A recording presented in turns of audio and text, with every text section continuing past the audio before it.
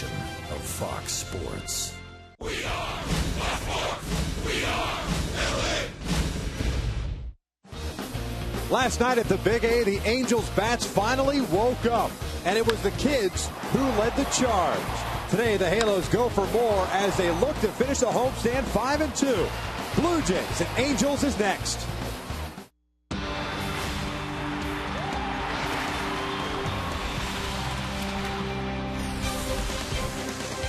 Absolutely spectacular day for baseball here on this Sunday afternoon. Little League Day, kids all over the field. And it is the finale of the 4-game series between your Angels and the visiting Toronto Blue Jays. Hi, everybody, from inside the Big A, we welcome you back, as always, to Angels Baseball on Fox Sports West. I'm Victor Rojas, along with my partner, Mark Gubza. As I just pointed out in that tease, the bats did come to life. We saw a couple of home runs from a couple of youngsters, as Gooby pointed out last night. TNT. You're going to stick with that, right? Oh, I got to. Trout and Trombone, those guys, you want them in your lineup. Well, I mean, they can provide so much offense, so much energy. And Mike Trout's the guy at the top of the order who can do that. Made some adjustments with his first two at-bats, gets a fastball down and in and drives out to left center field. Not an easy poke with a fastball down and in. And then, of course, a base hit in left field. We get the chance to see that speed, even stumbling around the base. He slides in head first. Most people settle for a single. He gets a double. Then you talk about unbelievable raw power. Mark Trumbo crushes ball over 420 feet. That type of power that he has, and of course he mixed in a base hit later on. These guys can provide so much, the energy level and the power and the excitement. Hopefully they'll do it again today. Anything for you to get a music references. TNT by AC/DC. This afternoon, Jerome Williams trying to follow up that complete game shutout he had the last time out. He'll be facing Drew Hutchison, a right-hander for the Blue Jays. Just about ready for baseball here at the Big A, so sit back and relax. Lineups and first pitch when we return.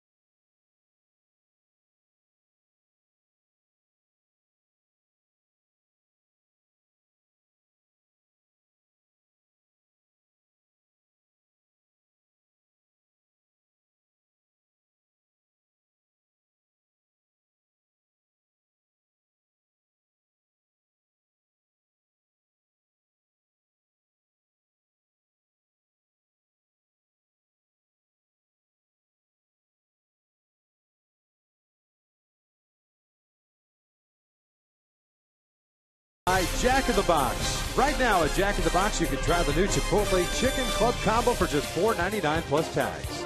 by Hyundai. The votes are in. The Hyundai Elantra is the 2012 North American Car of the Year.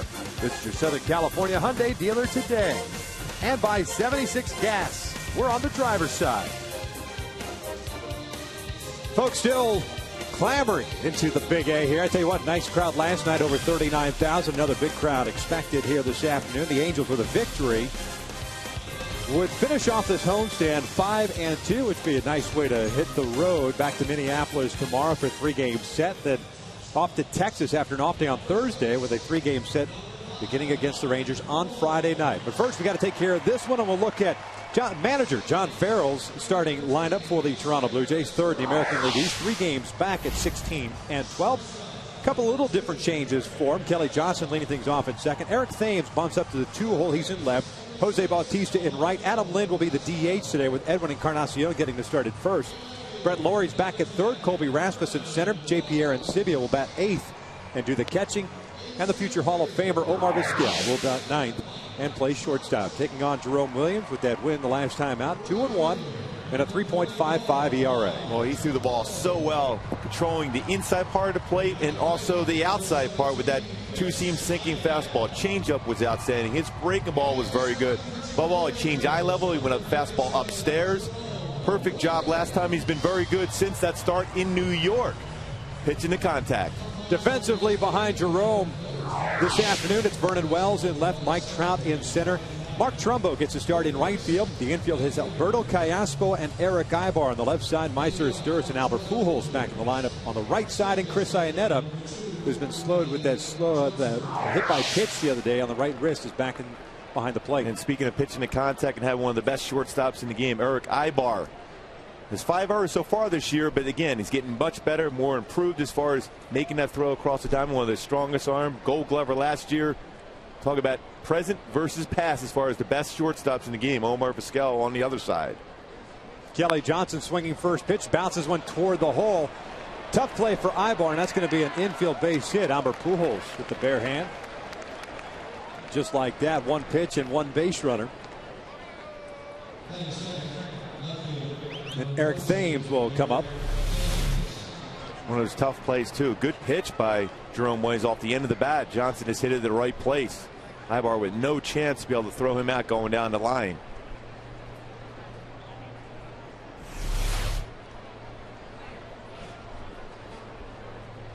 Thames was not in the starting lineup last night, but did come in and pinch hit in the ninth inning and struck out against Ernesto Frieri, making his Angels debut.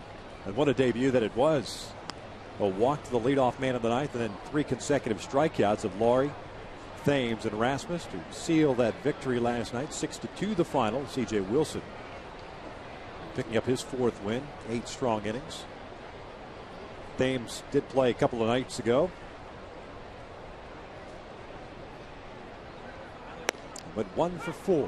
He takes a strike, and it's 1 ball, 1 strike on the left fielder, hitting .272. Couple of home runs, 3 runs batted in, also has 4 doubles. Jerome Williams with a very quick move to first base, not particularly fast to the plate. That quick move offsets the slower delivery.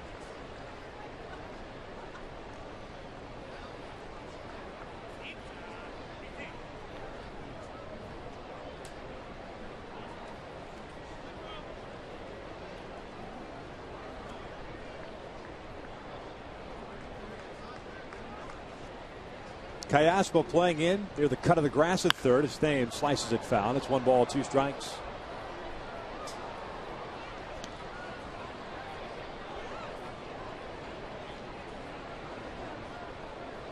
Jose Bautista on deck. Just joining us, Kelly Johnson with an infield base hit on the very first pitch of the game. Standing at first.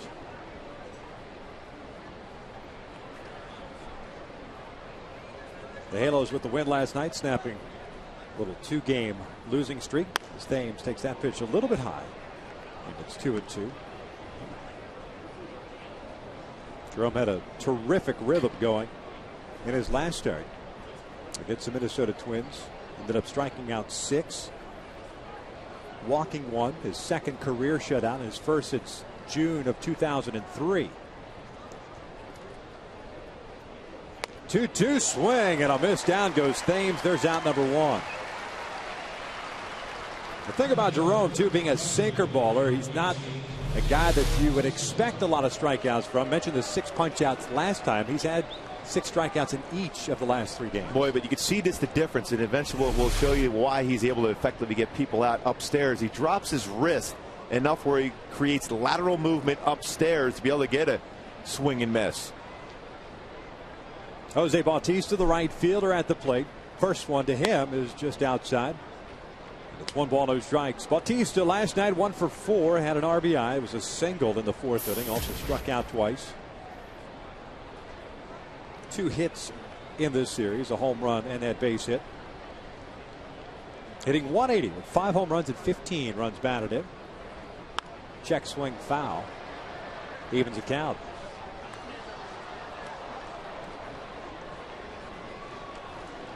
Seen some frustrating looks from Jose Bautista, as we have also seen from Albert Pujols, but they're both having slow starts.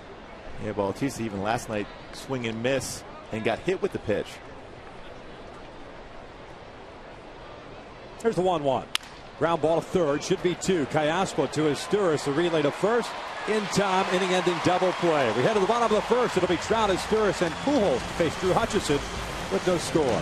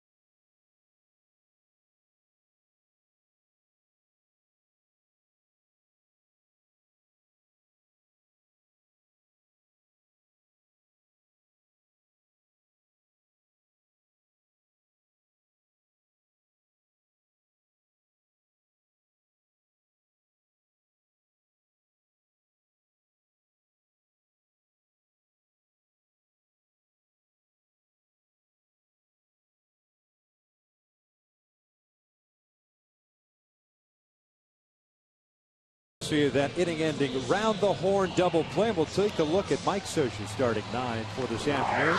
Halos playing their 29th game, 11-17. Have Mike Trout leading things off. He is in center field. Meister Asturias gets a start at second base. Albert Pujols back in the lineup after the day off yesterday. Kendrys Morales at DH. He's the cleanup hitter. Mark Trumbo in right. Vernon Wells in left. Alberto Callaspo gets a start at third. Eric Ibar shortstop, and Chris Iannetta bats ninth and does the catching as they take on the 21-year-old native of Lakeland, Florida, by the name of Drew Hutchison. Drew Hutchison has good stuff. The ERA right now where he would want to be at 6.61, but a fastball 87 to 93 range can sink it. Also has a good 4-seam fastball, slider, changeup. Outstanding numbers as far as walks to strikeout ratio in the minor leagues.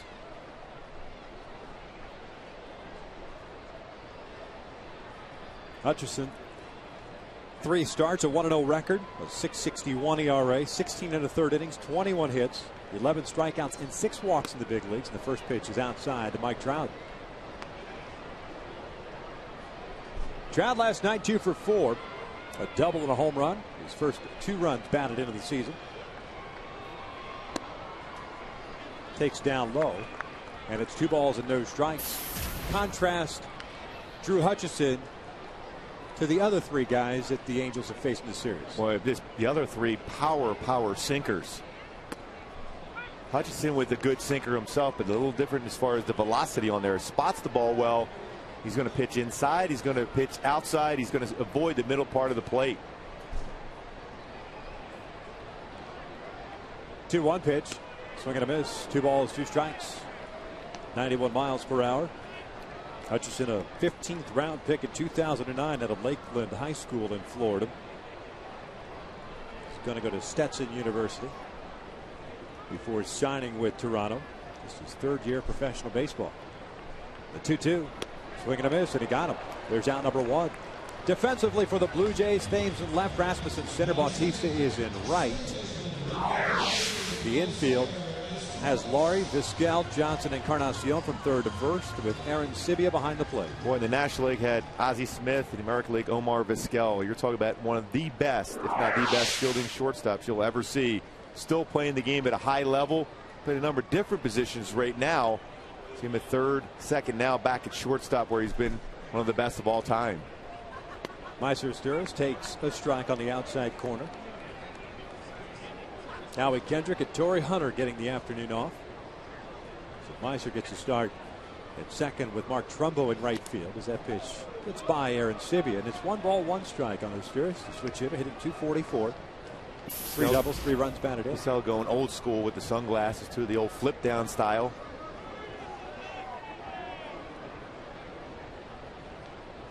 This one's out towards center field. Colby Rasmus, a little bit of a late jump, is able to track it down, and there's the second down of the inning. Almost looked like Rasmus didn't quite see the baseball off the bat. Plays a real shallow center field, so he must be comfortable going back on the baseball, and we've seen him go back a couple times in this series to run back and make a nice running play. And a big difference between a day game and a night game, the way the ball travels.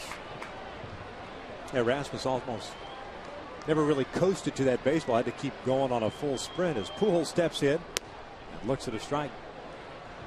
Albert, as we pointed out, his first day off yesterday, hitting .194, 8 doubles, 5 runs batted in. They overshift with 3 infielders on the left side. Breaking pitch, lifted out toward left. Thames is there. And the Angels go down in order. 1 complete here at the Big A. We are scoreless.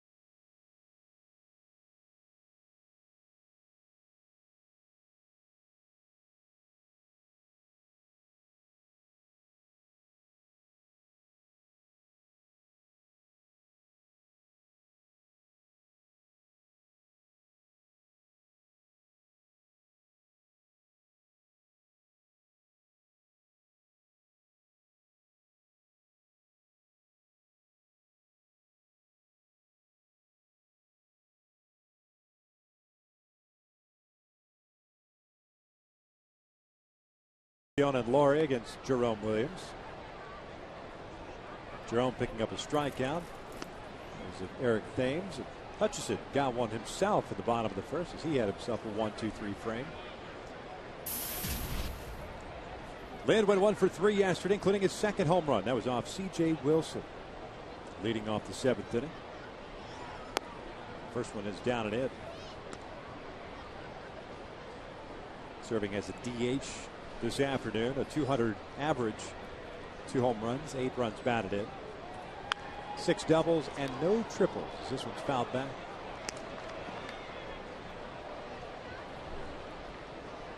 Ball and a strike.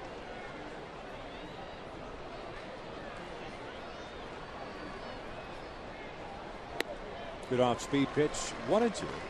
Well, I love that combination of a sinking fastball away, followed up with a changeup, the same plane. That 8-mile-an-hour differential in the 2 pitches, but in the same spot, same arm angle. Trying to come back inside. The 1-2 just misses.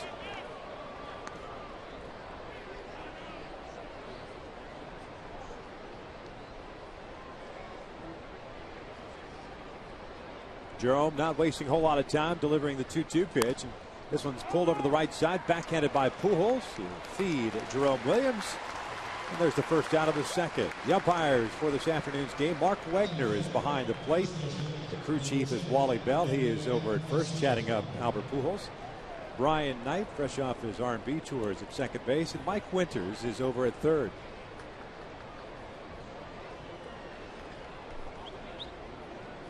Very versatile, Brian Knight. He could do it all.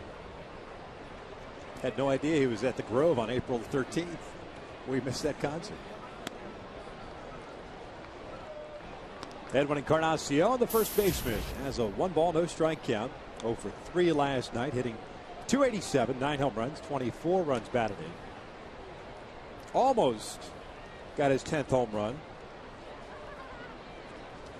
but not quite enough. Vernon Wells made the catch at the wall.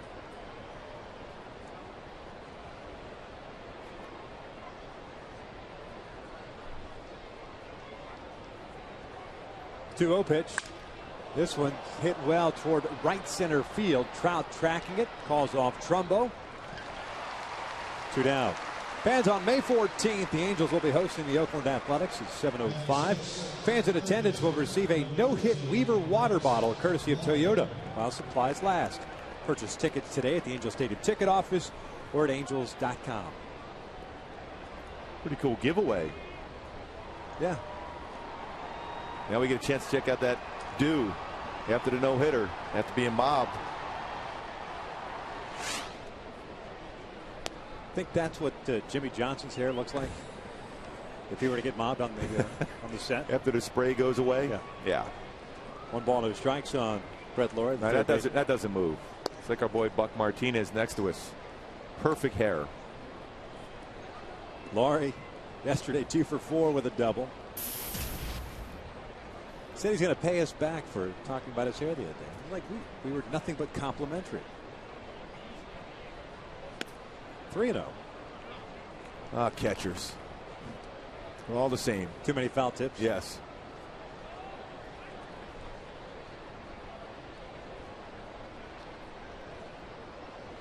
.30 pitch is high, and he walked him on 4 straight. And that's one of those times where you get 2 quick outs. Think you're through the inning, but that third out, you have to focus all the way through. Especially with the speed that Brett Lawrie has at first base now. 3 stolen bases. Has been caught 3 times. But he's certainly a guy that's a threat to try to steal a base.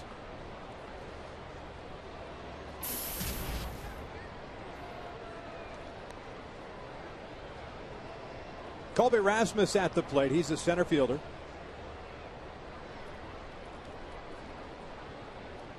Rasmus last night 0 for 4 with 3 strikeouts. Hitting .208 on the year. 3 home runs, 11 runs batted in. 3 doubles and a couple of triples. That's 5 consecutive balls thrown by Jerome Williams. By the way, speaking of Jared Weaver, that giveaway in that next homestand, he's getting to start tomorrow at Target Field against the Minnesota Twins. The same team he no-hit it just the other day. Mike Butcher's coming out real quick to change the mindset a little bit. That Twins team just continued to struggle to the point where there was an article that came out this morning talking about, not that Ron Gardenhire's job is in jeopardy with Minnesota, but to appease the masses, usually there are some casualties, whether it's a member of the coaching staff or 2, or the manager's job in jeopardy. I mean, Gardenhire's just playing the hand that was dealt to him. Terry Ryan back in that GM role. 1-0 pitch. Rasmus fouls it off the left, and it's 1-1. I really have no problem saying he is a great manager. Yeah. I mean, he's won Manager of the Year, limited payroll, and obviously right now their hands are tied as far as what they can do with Mauer and Morneau's long-term contracts, but it's the development of young pitchers in their system. They just haven't had any swing and miss type pitchers at the big league level for quite some time. Matter of fact, the Twins making a bold move starting tomorrow, just like the Angels bringing up Mike Trout, the Nationals bringing up Bryce Harper. The Twins are bringing up their infield prospect Brian Dozier. He'll, according to this paper, this article, will be the starting shortstop beginning tomorrow against the Angels. Just missed outside, 2-1. Supposed to be a legit threat at the plate. Solid defensively also. 8th round pick of the Twins in 2009.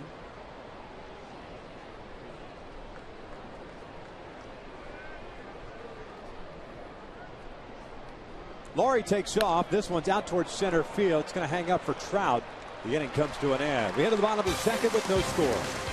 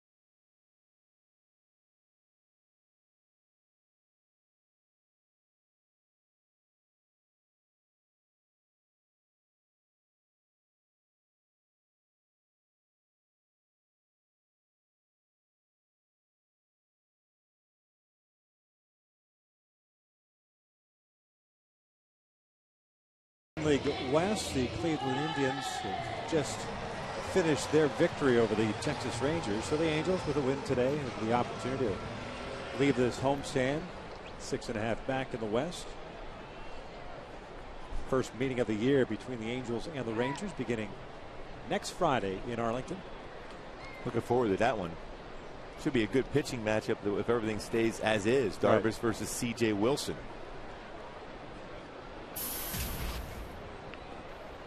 Morales, Trumbo, and Wells here in the bottom of the second against Drew Hutchison.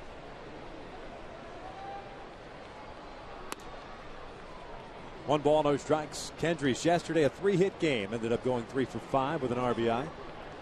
His average at .321 as you see Brett Laurie out shallow right field. Big open space near third base. Looked like Morales was trying to go that way. Sinking fastball. And it's 1 ball, 1 strike. I asked him yesterday before the game, hey man, if they're going to give you that third base line, are you going to just drop one down? I said, Big Papi does it all the time. He said, I tried to bunt the other day, got it up to the end of the bat. He said, I'm never doing that again. 2 balls and 1 strike. Reality is he's looking to drive the ball. Extra bases here. Double. Maybe a big fly over the fence. That's what he's looking to square up the baseball and hit it the other way. That's where both his home runs, the left center field. 3 balls, 1 strike. Trumbo hanging out in the on deck circle. They're just to the right of it.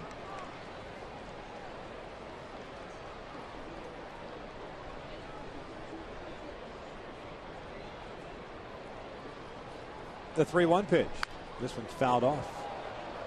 Full count now.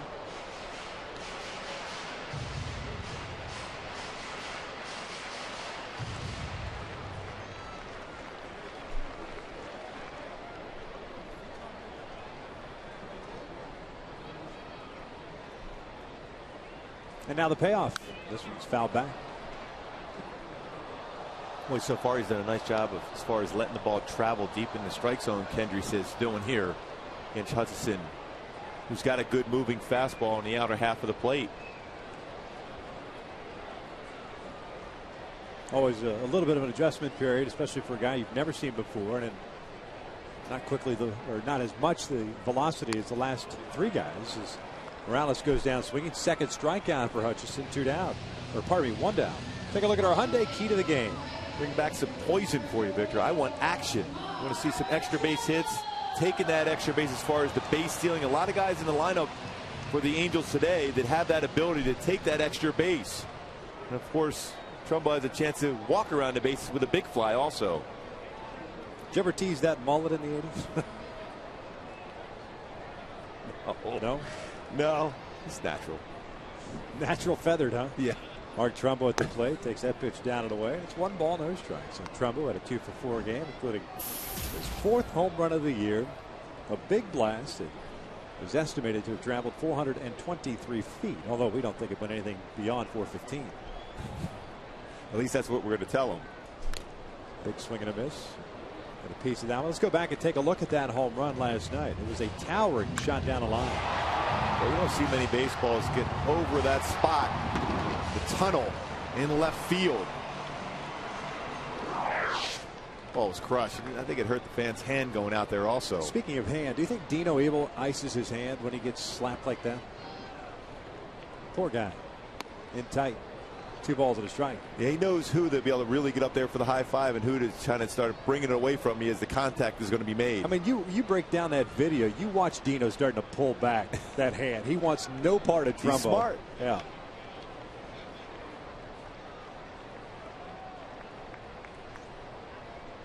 Two 2-1 pitch. Inside with the off speed. 3 balls and a strike. Here's a look at that video. I mean, you see that guy coming at you, and you're Dino's size. He's moving away. Look at him. He's moving away. Oh, that's a good effort. Smart man. Yeah. He's been around the game a long time.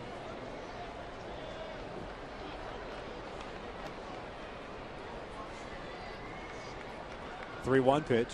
This one is hit out toward left field. Just got underneath it. Eric Thames battling the sunshine. 2 down. Well, that was up there a long time, just off the end. You see by his reaction, a 3-1 pitch, by Mark Trumbo, a pitch. He'd like to get another chance to swing at a pitch like that again. Vernon Wells comes to the plate with 2 outs and nobody on. The Angels with no base runners as of yet. Hutchinson faced the Texas Rangers his last time out. 6 innings, he gave up 7 hits, 6 runs, 5 earned against Texas.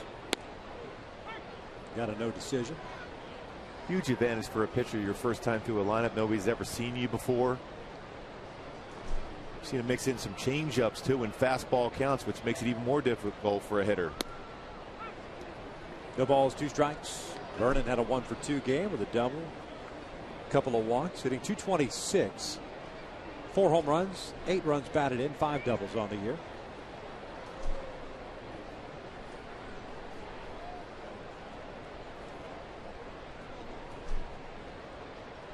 Aaron Sivia setting up outside. That pitch is way outside.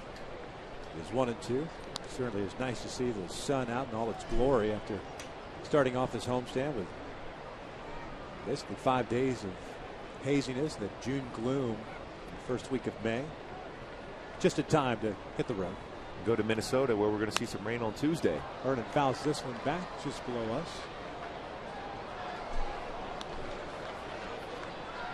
Count remains at a ball and 2 strikes.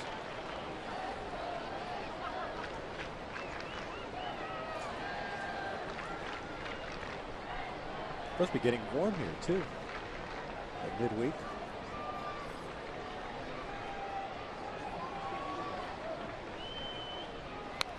Foul back, protecting on that 1-2 count.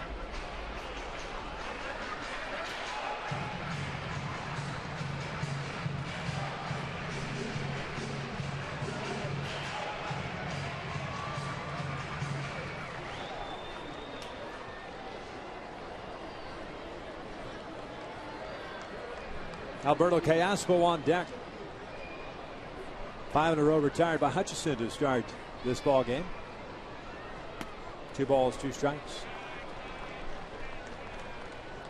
He's trying to force that four-seam fastball off the outside corner. A little more velocity, 92, 93 with that pitch. But he's forcing it. That's when you make a mistake, especially as a young pitcher.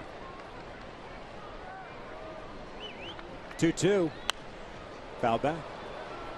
This one just above us.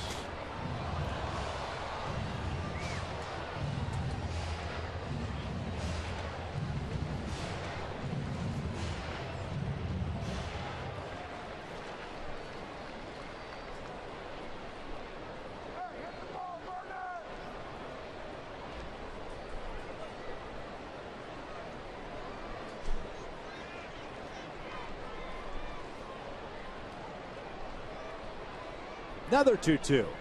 This one out toward left center field. That's a base hit. Rasmus couldn't find the baseball. Now does. Thames is the one that picks it up, and Vernon is in at second with a 2-out double. Colby Rasmus seems to be having some trouble picking up the baseball here. We saw it on the fly ball out by Asturis, and here a little hesitation breaking to his right, although I think Wells would have gotten to second anyway. Yeah, that was a rocket in the alley for Vernon, but Rasmus is having a difficult time picking up light shirts on a day game. Bright sky today. Fastball up. Like we said, you want to do against Hutchinson. Bring the fastball up. On the 8th pitch of that at bat, Vernon gets a good pitch to drive, and he did so.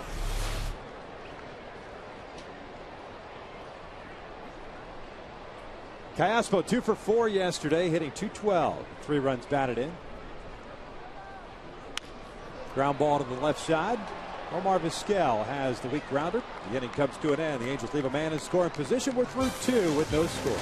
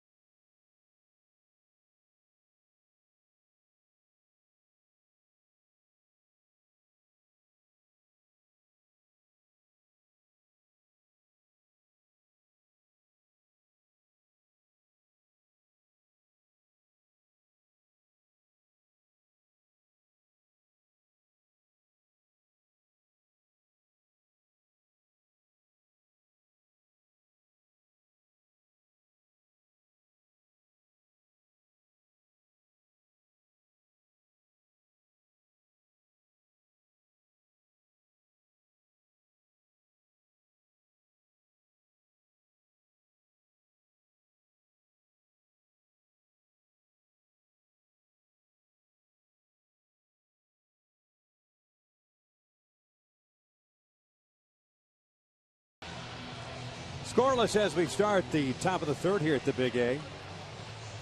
Blue Jays will set up 8, 9, and 1. Aaron Sibia, Vizquel, and Johnson. Kind of an interesting approach by Alberto Callaspo with the man in scoring position and 2 outs. Grounding out to Omar Vizquel. It's been a struggle for Alberto all season long, especially from the left side of the plate, as Aaron Sibia takes down and away for ball 1. That's one of those times you consider seeing a pitch first. You have a guy in scoring position. You want to drive the ball, put some pressure on a young pitcher like that. Guy you'd never seen before. As Aaron Sibia lifts this one out to shallow left. You see the glasses gleaming for Eric Ibar, battling that sunshine and can't make the play. The minute that ball went up, it looked like he was having troubles with it. A base hit for Aaron Sibia. That's one of those ones, too, where nobody else is around to be able to help you out. Also, you're hoping that somebody else could pick it from a different angle. Boy, he can't see the ball all the way till the end, and the last second tried to pick it up as it goes by his glove.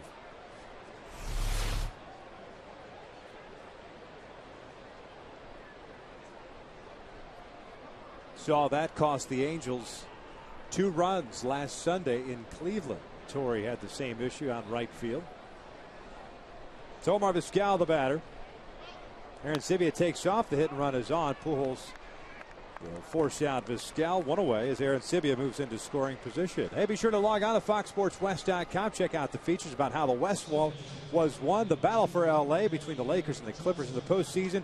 And the Kings playoff run. Kings currently leading the St. Louis Blues 2-1. A chance to close it out. The number 2 seed in the Western Conference. They already beat the number 1 seed in Vancouver.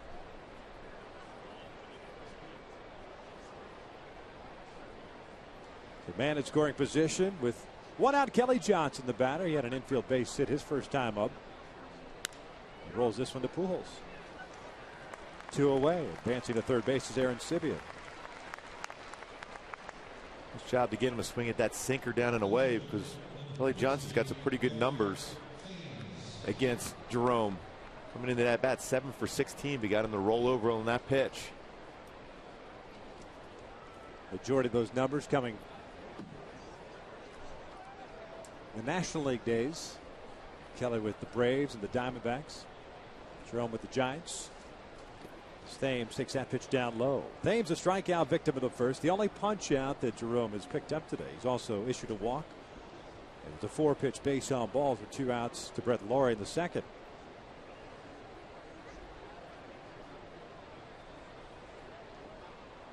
Here's the 1-0.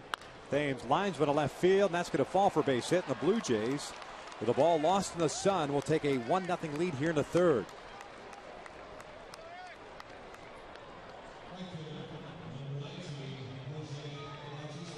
That's one, like we talked about the other day when Jerry Weaver threw a no-hitter, how difficult it is to do so. Even a routine bad swing pop-up ends up being a base hit, because there's so many variables come into play when you're trying to throw a no-hitter. And Eric Ibar is one of the best you'll ever see as far as going back and catching pop-ups, but completely lost that in that high sky here at the Big A. Quick throw over and diving back in is Thames. Just picked up his 4th run batted in of the year with that single. Bautista 0 for 1. He grounded into that inning-ending double play in the first. Got jammed on that pitch inside, fouled it back. 0-1. Well, with that swing, you can see he still wants something on the inner half. That baseball was off the plate, and he was still swinging at it. So if you go inside, you got to go way off the plate in.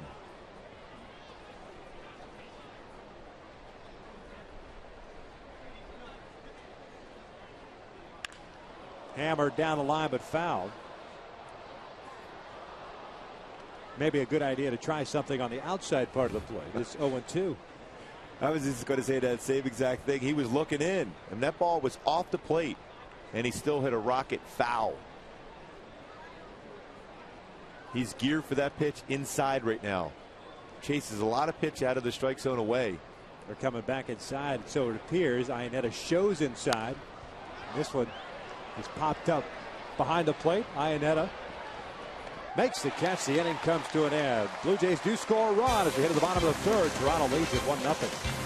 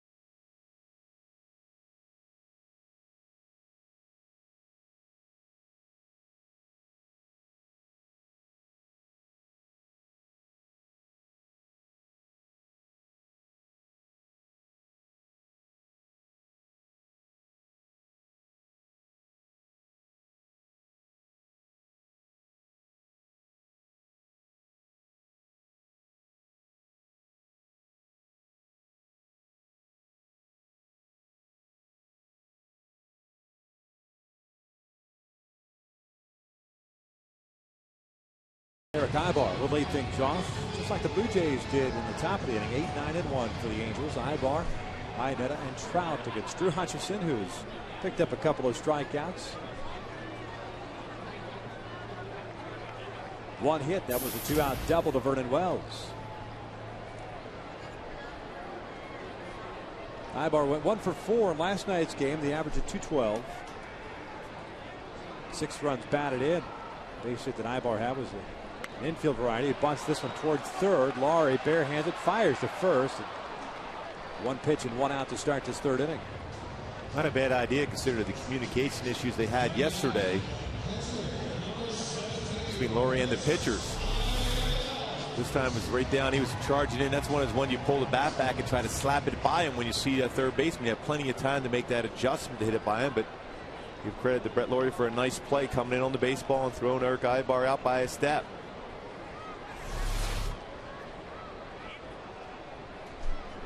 Here's Chris Iannetta. Back in the starting lineup since Wednesday's no-hitter by Jared Weaver. Got hit by a pitch on the right wrist. Stiffness in there. He came on as a defensive replacement late in the ball game on Thursday. Bobby Wilson getting a start. First 3 games of this series. It's a no-ball, 2-strike count. Chris hitting .220, 3 home runs and 9 runs batted in. It's Mike Trout, who's in the on-deck circle.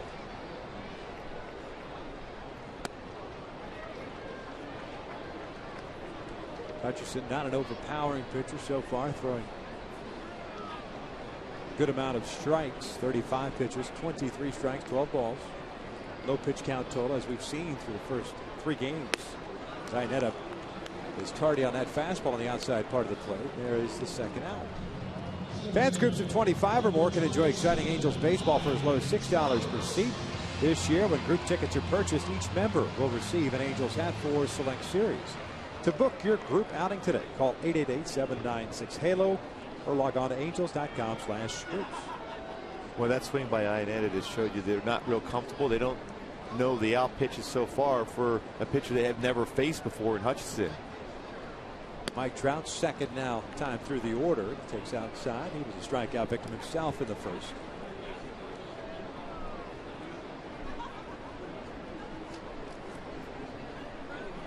Laurie drops back at third base.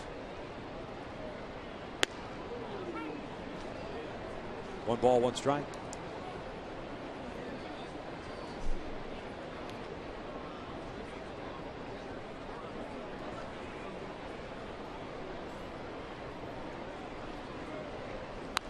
Fouled back, and it's 1-2. Well, he had a good pitch to hit, and he just missed that foul. That one straight back. 2nd time through now.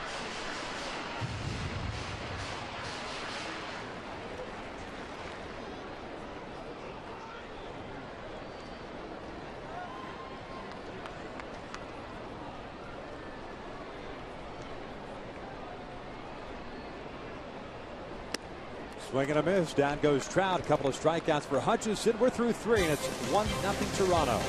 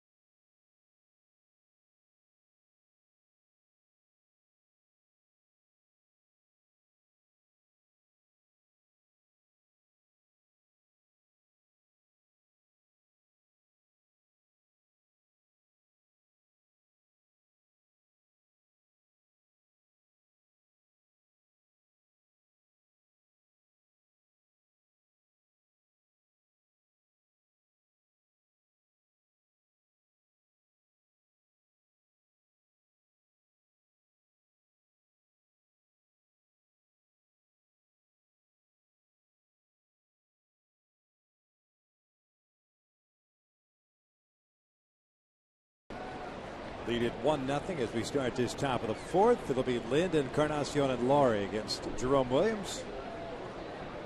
Lind to ground out to Albert Pujols in the second, so he's 0 for 1.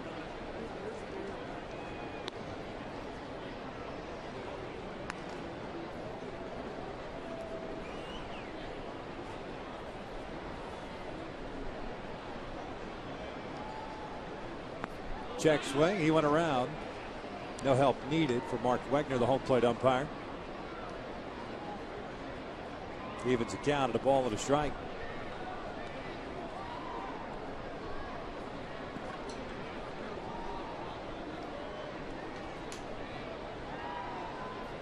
Fastball off the line at third and deep. 2-1 now. Not quite the control yet for Jerome Williams that we saw the last time out. Yeah, 37 pitches, 20 strikes, 17 pitches out of the strike zone. This one lifted down the left field line. Long run for Callaspo and Ibar as well as Wells, and that is just foul.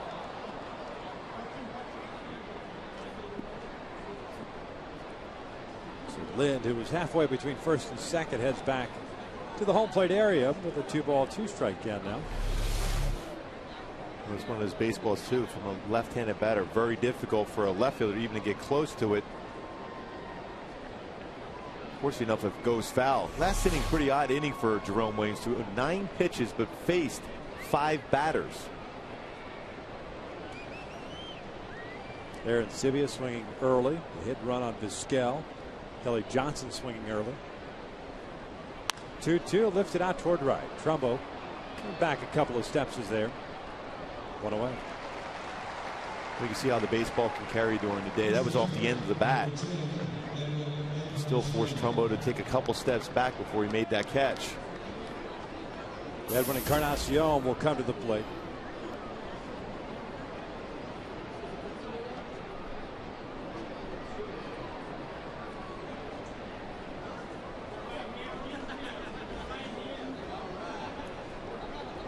Breaking pitch inside. It's 1 ball, no strikes. Jerome with 1 strikeout, 1 walk. 2 hits allowed. Pardon me, 3 hits allowed. Falls behind here. At 2-0.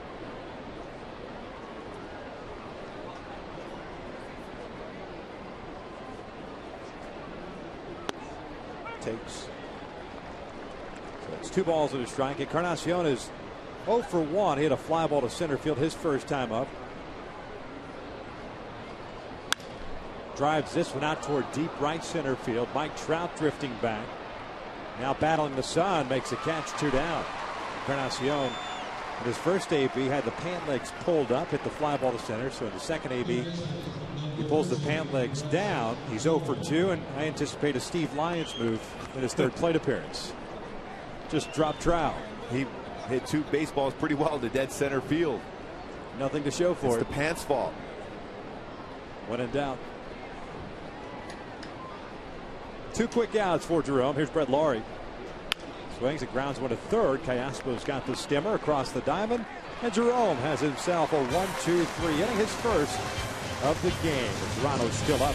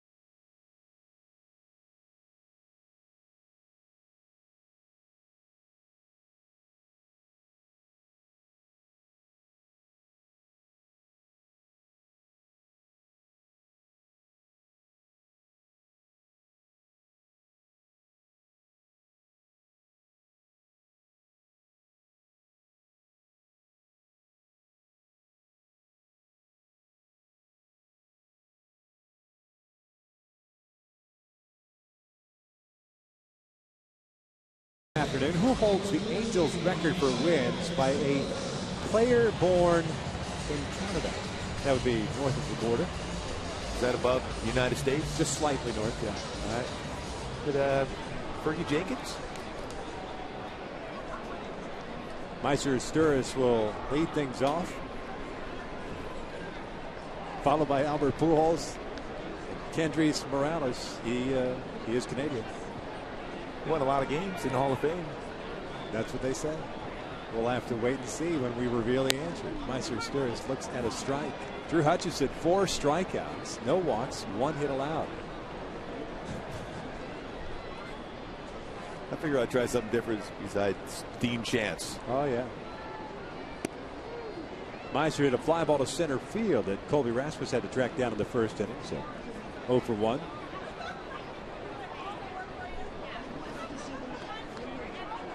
Sturis hitting .212 from the left side, .333 from the right as he pulls this one to the right side. Kelly Johnson can't get it. That's into right. And for the first time today, the Angels have their leadoff man on for Albert Pujols.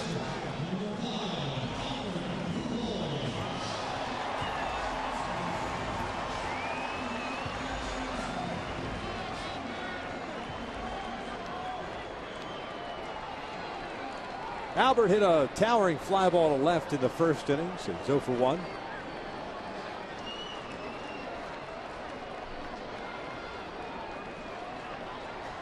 Just the second time in the game in which Hutchison has had to work from the stretch. Meiser with a pretty good lead at first.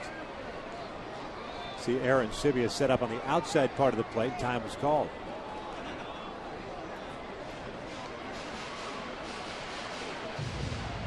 See, Pujols did. A lot of time hitters will ask for time and back out.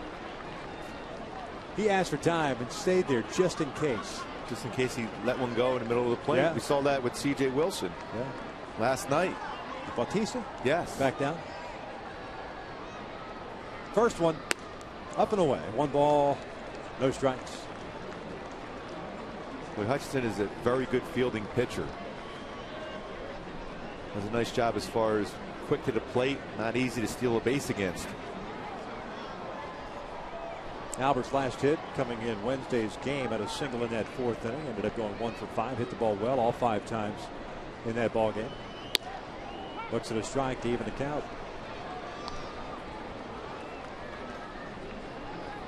This is the time we'll see Hutchison a lot. We'll throw that little 2-seam fastball inner half now.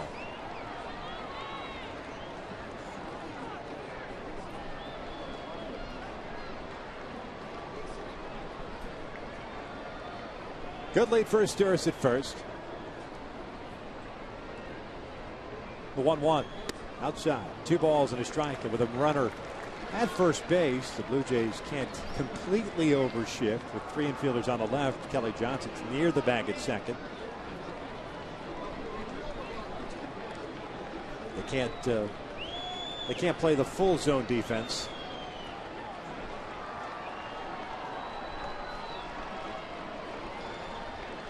Quick throw to first. Well, the infielders got to do a lot of movement between Pujols and then Morales. The shift goes from one side to the other.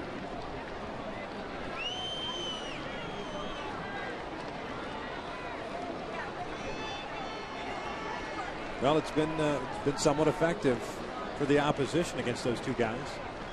2-1 is away. 3 balls and 1 strike.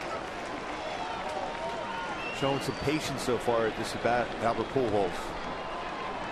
Interesting positioning for Jose Bautista in right field because he's more towards the line in right field than straight up. You see that huge alley in right center field. Colby Rasmus a couple of steps to his right, which would be the pull side for Pujols.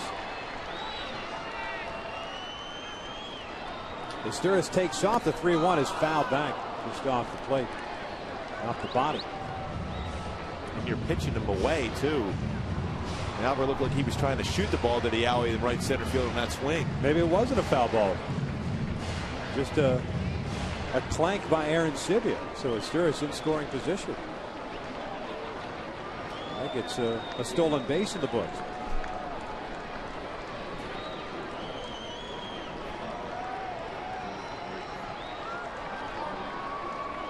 Full count with Kendrys Morales on deck. Nobody out. He chases a pitch off the plate. 1 out. Strikeout number 5 now for Albert. Pardon me, for Hutchison. Well, you can see he's trying to keep his hands back long enough to hit the ball the other way, but the hips had flown open at that point. Wow, a good view of how the hips already opened up, and then tried to keep the bat back long enough to make contact on the pitch away, but unable to do so. So Morales will step up. Astura still at second. The same thing goes for Morales. They can't overshift. As Kendrys swings and misses on the first pitch, and it's 0-1.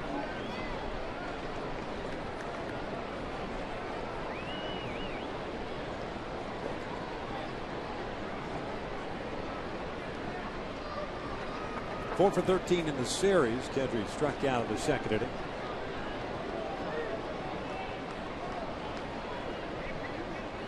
Oh, 1. This was looped down towards shallow left field. Thames coming on. That ball is a base hit. Asturias will be stopped there at third as Laurie knocks the ball down on the infield grass.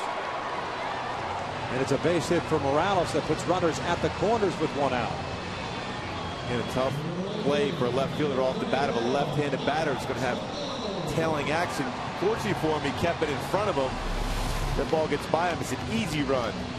Comes diving in just in front of the glove, but hit his body to not go too far away from him. Strong effort by Thames, unable to make the play though.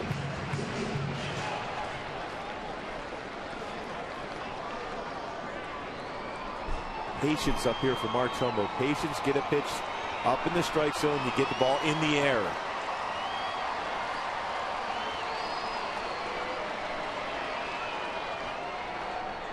Mark hit a fly ball to left field. His first AB. Takes that one down and away. 1 ball, no strikes.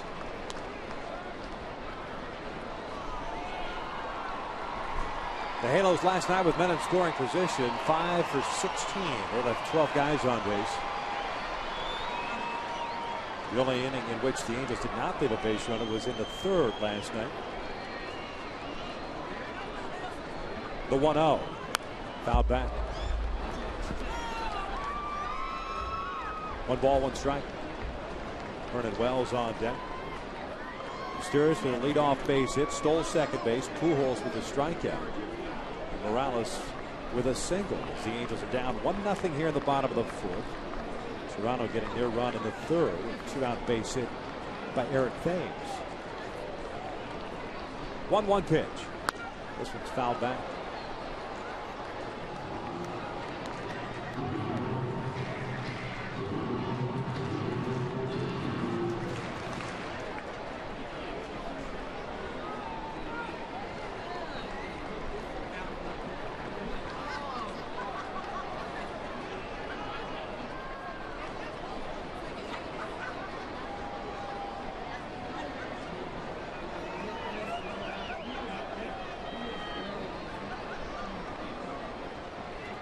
One ball, 2 strikes. Aaron Sibia sets up outside, and this one's back off the body of Hutchison into right field. That's a base hit. Morales around second. He is going to third. Trumbo stays at first. We're tied at 1. Boy, good read, too, by Mark Trumbo. He thought initially, but Omar Vizquel not going to be at second base off the ground ball off the pitcher. He would have a shot at getting there, but stopped and reacted and came back to first. Good approach, 2-strike approach, back up the middle. Produces an RBI and ties the game up. Trumbo with his 12th run batted in. Well, that ball is hit hard, too. If it doesn't hit him, that might be a double play ball. But all you can do as a hitter is that approach is going right back up the middle with it, and he did, and provides a base hit and an RBI with it.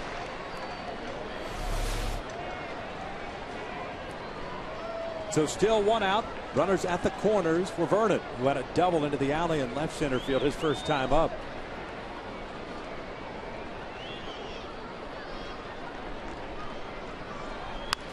This one's popped up on the right side into foul territory.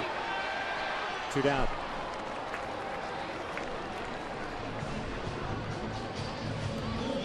So it'll be up to Alberto Callaspo to untie this game.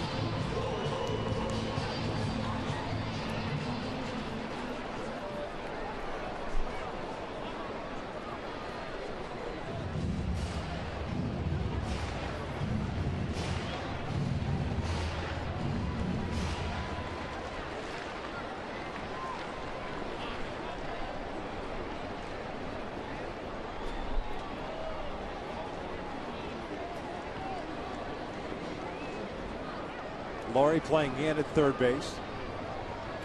First one to Alberto. It's an off-speed pitch. 1 ball, no strikes. Callaspo saw one pitch in the second and grounded out. So he's 0 for 1. For me, that's an advantage for Callaspo with Laurie playing in. You know, with Morales at third base, a bunt may not be able to bring him home anyhow. The ball has to be getting into the outfield. So bring him in, more difficult to make the play.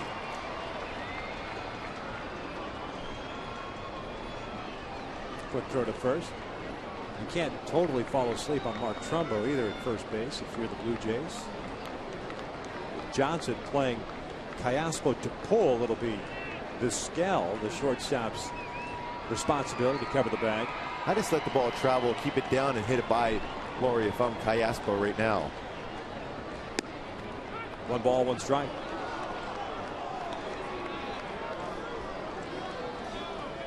Trumbo stole 9 bags last year. Was caught 4 times.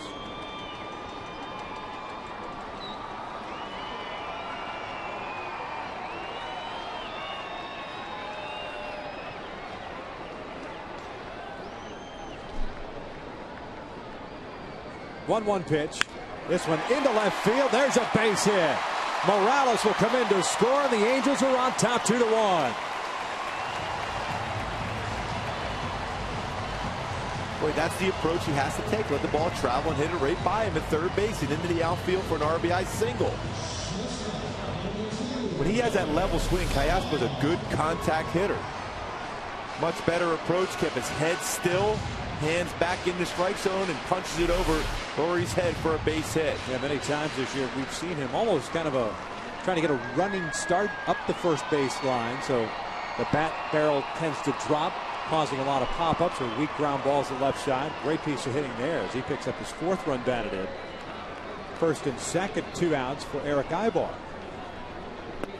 1 ball, no strikes.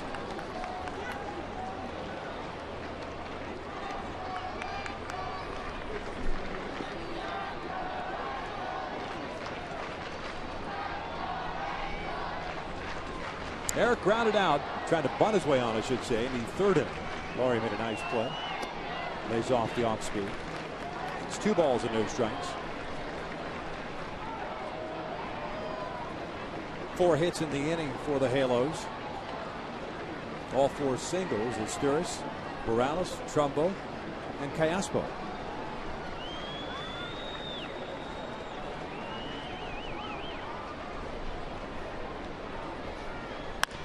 Pull to the right side. Kelly Johnson to his left has it. Spins around, and they get Ibar by his step. The Angels, however, take the lead with 2 runs on 4 hits for through 4, 2-1 Halos.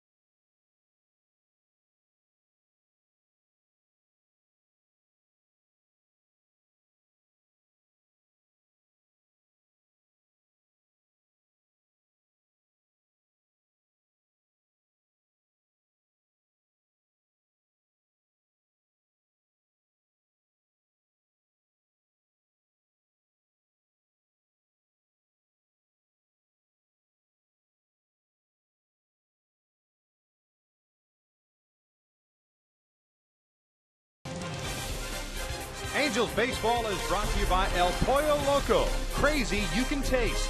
And by Southern California Toyota. Check out the full line of fuel-efficient vehicles at your Southern California Toyota dealer. Top of the 5th inning, the Angels with a 2-1 lead. There's some grubbing going on right there in the Stadium Club. Tell you what, we had some great pretzels today. Guys unbelievable. In our truck are salivating at the pretzels we had today. Our very own Clyde Wright brought them in. Yes. Freshly baked. That's it. Automatic now every game. He's working his way back to our good side.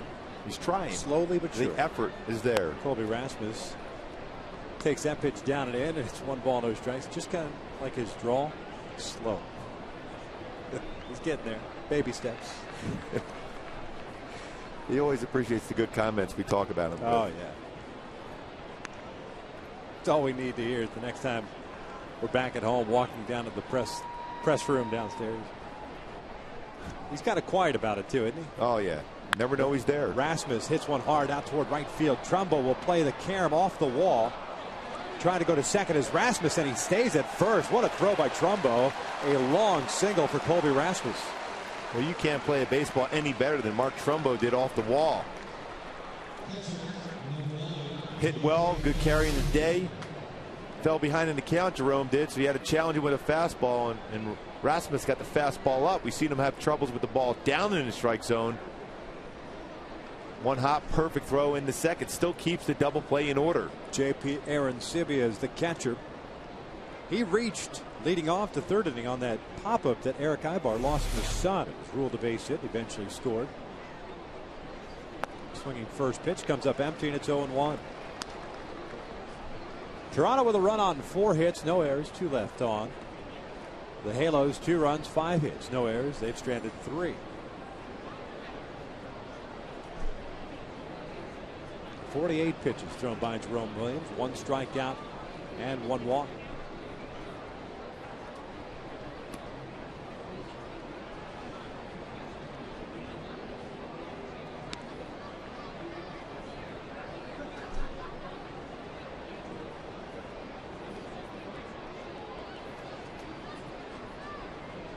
And Arancibia likes pitches in the inner half himself.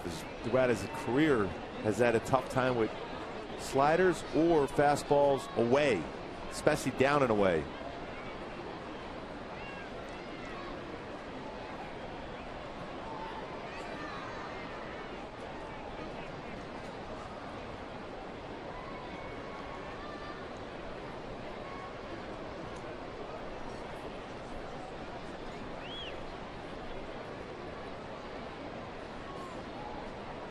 Ball on a strike.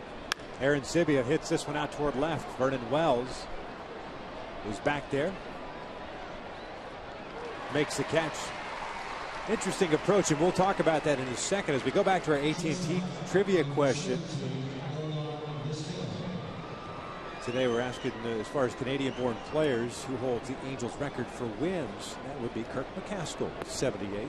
Boy, he's got to be loving this time of the year. You got baseball and playoff hockey games working their way to the Stanley Cup. Yeah, we were talking about the pop-up that Ibar lost when Arancibia hit it in the third inning. And I said interesting play by Vernon Wells there on that fly ball. Yeah, it's been around a long time. He's had to deal with different backdrops and the like. But he got to the side of the baseball. He saw the baseball. See how he positions himself so that he's not directly under the ball, and they could track it a little bit more. There's a little better angle to be able to pick the baseball up when it drifts back down towards him. Just compared to looking straight up in the sun as the baseball basically blends right into it. Omar Vizquel takes outside, 1 ball, no strikes.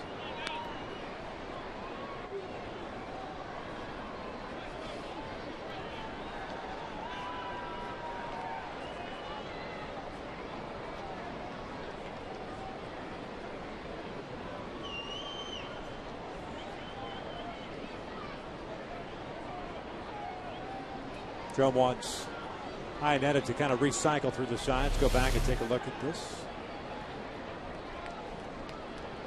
You create a better angle to be able to see the baseball all the way in to your glove as compared to looking straight up and trying to shield your eyes with the glove and your sunglasses. That angle, much better approach. Williams has fallen behind on Omar Vizquel. He's had 2 balls and no strikes. He's faced 18 batters today. Just 6 first pitch strikes for Jerome today. A little different than we saw last time out when he threw a shutout. Vizquel grounded out to Pujols and a hit and run. His first at bat, getting to start at shortstop. Now 1 for 12. Limited action bench player for John Farrell.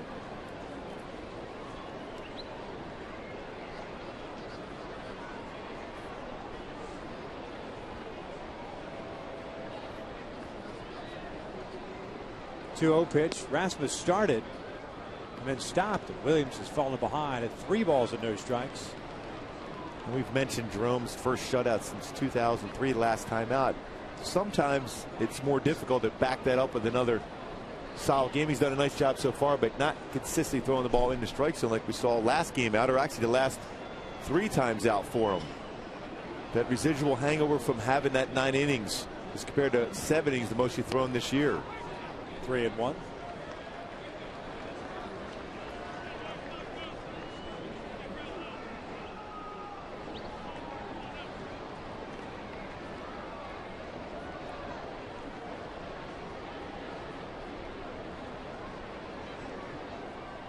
Three-one pitch. This one line to right. Rasmus will stop at second. So 2 on with 1 out. Back to the top of the order, Kelly Johnson.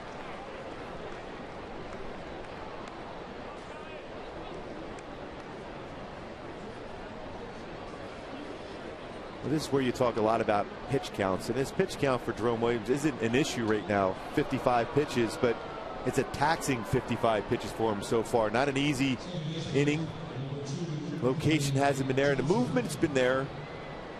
The cut fastball to be able to offset the sinker away against lefties hasn't been as consistent as the last time out.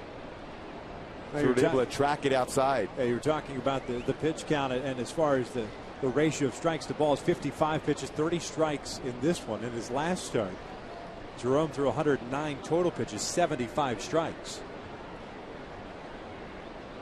Battling control. Pickoff attempt. The ball goes off the body of Rasmus, but Asturias keeps it on the infield dirt. Jerome has a pickoff at second and at first base so far this year. That's not a bad idea. Sometimes when you communicate with your infielders, and an infielder can sense when the pitcher's having a tough time getting through an inning, those little pickoffs every once in a while can get you through an inning. Kelly Johnson, the batter. First pitch swinging, fouls it back. 0-1.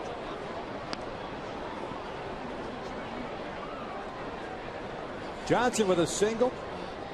Infield hit. Eric Ibar in the first, and he's grounded out to Pujols.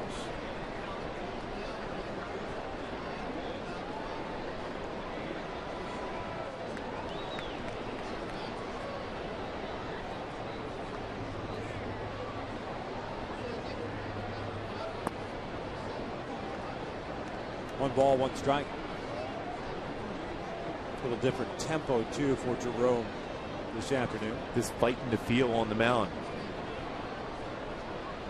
Again, he's capable of getting that ground ball and getting through the inning with a double play. That's the beauty of having a good sinking fastball. The 1-1 pitch. Swing and a miss. Boy, good pitch down and in. We haven't seen many of those today. Hard breaking pitch down and in. A cut fastball. And that's been his best one so far. We talked about that inability so far to keep the left-handed batters honest with that cut fastball in. Now you can go back in with a 4-seam fastball or sink one away. Got him looking on the inside corner. There's that 2-seamer, 2 down. And finally had that field. Cut fastball, back it up with a 2-seamer right inside. Boy, as a hitter, there's nothing you can do about that. Because especially after you had to make that commitment to the swing, the pitch before, cut fastball, same speed. This one, different movement, same area of the plate. Eric Thames, the batter.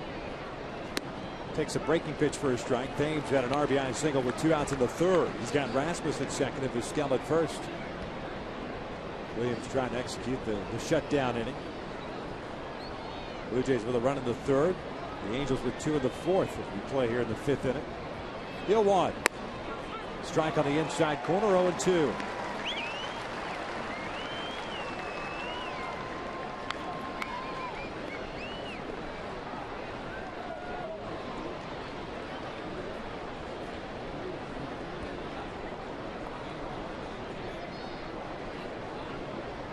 Pickoff attempt, and they almost got him. Ibar thought they had it.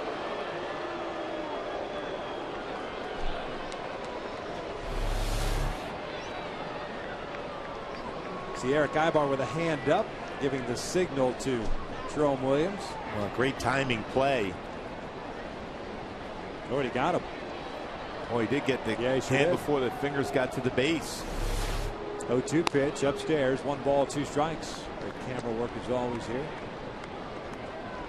Oh, he got right in there and saw that tag applied. Well, as a base run, you're not thinking at all that they're going to try to pick off on an 0-2 pitch.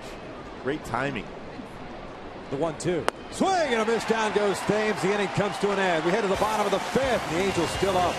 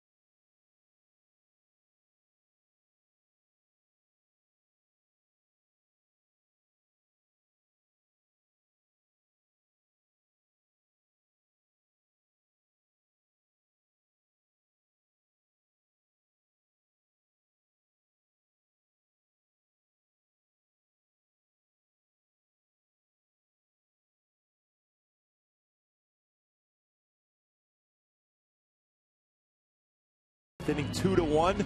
Conversation with Jerome. Boy, the timing was perfect for Eric Ibar and him. Almost had the pickoff. Could have been called out. But I like what Jerome did as far as his good cut fastball slider that inning. Best he's had this entire game. You see him talking about the timing of the pickoff at second. Perfect throw. Great tag. Hand not on the base at that point. Could have been and should have been called out. Yep. Didn't matter though after getting a strikeout at Thames. Chris Iannetta swinging first pitch, rolls it foul. It's no balls and a strike. The Angels sending up 9-1-2 here against Drew Hutchison, who's picked up 5 strikeouts. No walks. Allowed 5 hits, 4 of which came in the 4th. That's when the Angels scored twice. They'll take this 2-1 lead. Iannetta, the strikeout victim in the 3rd inning.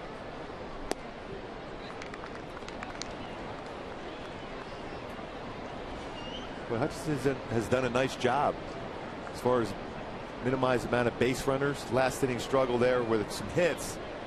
Didn't field his position real well on that ball back up the middle by Trumbo. Other than that, he's done a nice job.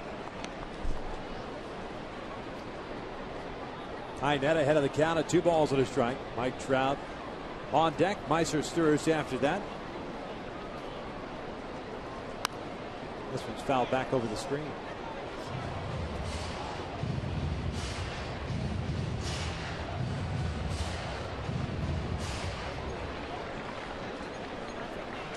Two balls, 2 strikes on Iannetta.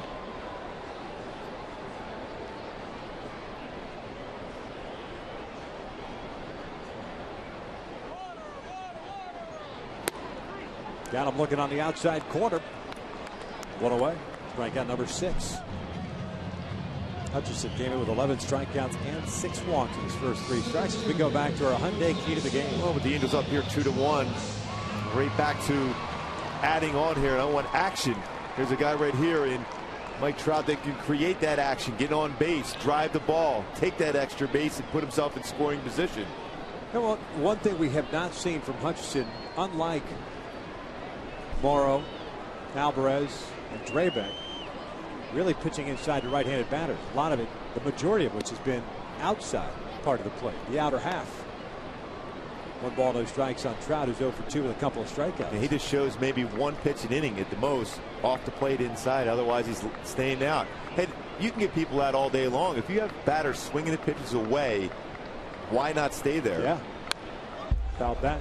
1 ball, 1 strike. And if you're a youngster watching this game today with Hutchinson on the mound and Jerome Williams on the mound, it's all about spotting the fastball, both in and out, keeping it down, staying out of the middle part of the plate, and controlling the good part of the bat.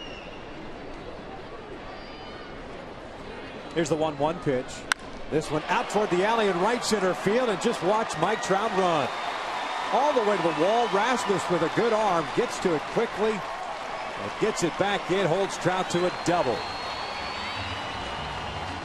Well, we wanted action and we got it right away. Well, that's a great swing. Compact swing going the other way. Boy, that is an amazing swing for a youngster to have that type of a compact, short swing. He was thinking triple all the way through, but that was played well by Rasmus off the wall. 3rd double of the year for Trout. He's in scoring position for Meiser. Asturis is 1 for 2.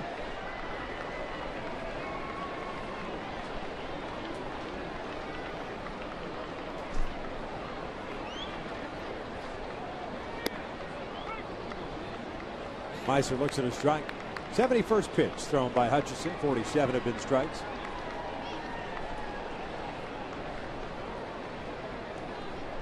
His longest outing has been 6 innings, and that was at least in the big leagues. Now was his last time out against Texas. 1 ball, 1 strike.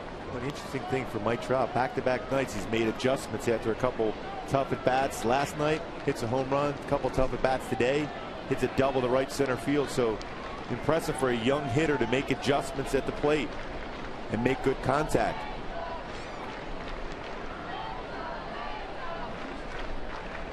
This one looped out towards center field. Rasmus plays a shallow center, so Trout has to remain at second base, 2 down. Now, this is a young man in Hutchinson that has only made 6 starts above A-ball. 3 starts at Double-A last year, 3 starts at Double-A this year, and now in his 4th big league start. So he's basically trial by fire. You're going to learn, and you're going to learn here in the big leagues. Yeah, just looking at his bio before, A-ball, Double-A last season. You mentioned just a few starts in the minor leagues this year. Double-A. In those 6 starts, a 5-1 record and a 1.70 ERA. Facing Albert Pujols. Albert takes that pitch down low for ball 1. He made Albert look pretty bad the last time out. Albert going out of that comfort zone, chasing a pitch off the plate for a strikeout. Albert is 0 for 2 with a fly ball left and that punch out.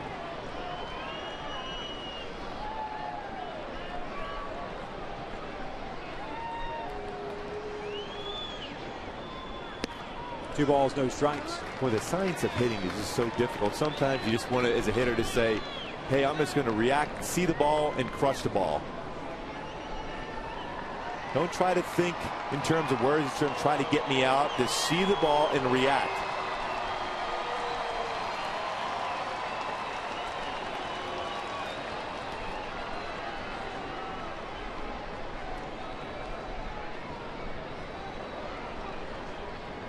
Trout with a 1-out double, standing at second base. Hutchinson wants Aaron Sibby to run through the signs again.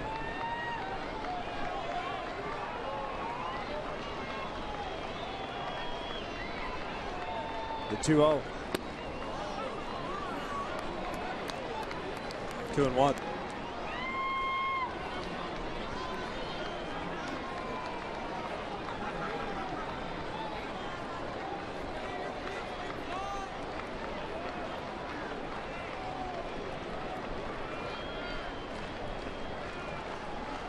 Trout getting a pretty good lead at second base. Albert pulls this one foul into the seats on the third base side.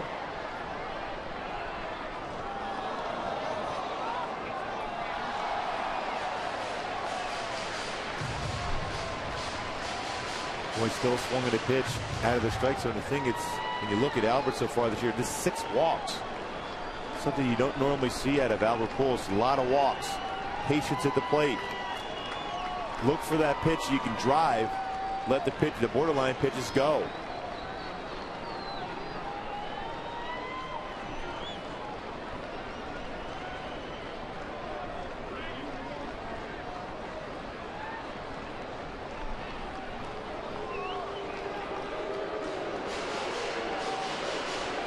As I said, they got him with that fastball off the plate on a 3-2 count in the 4th inning.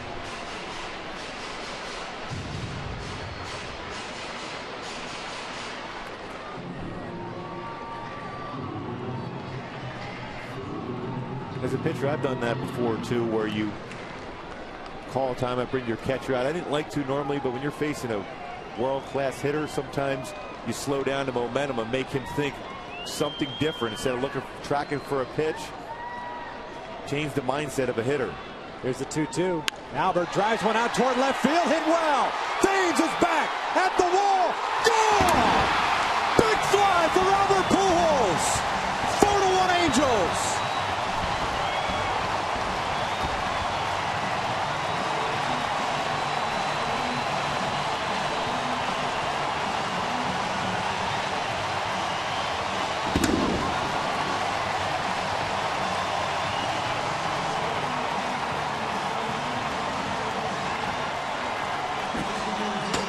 Nobody in the dugout. He's running down. He's vibing somebody down there. That's awesome.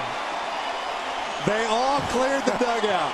That is beautiful. That tells you what he means in his team when they do that. Boy, these fans feel good. Have been waiting for Albert to do that. There have been some smattering of boos, and he said when it's all said and done, there will be more cheers than boos. This is a standing ovation for Albert Pujols as Morales takes a pitch up and away. How cool is it if you're a fan here at this game, you got your camera ready, and Albert does it.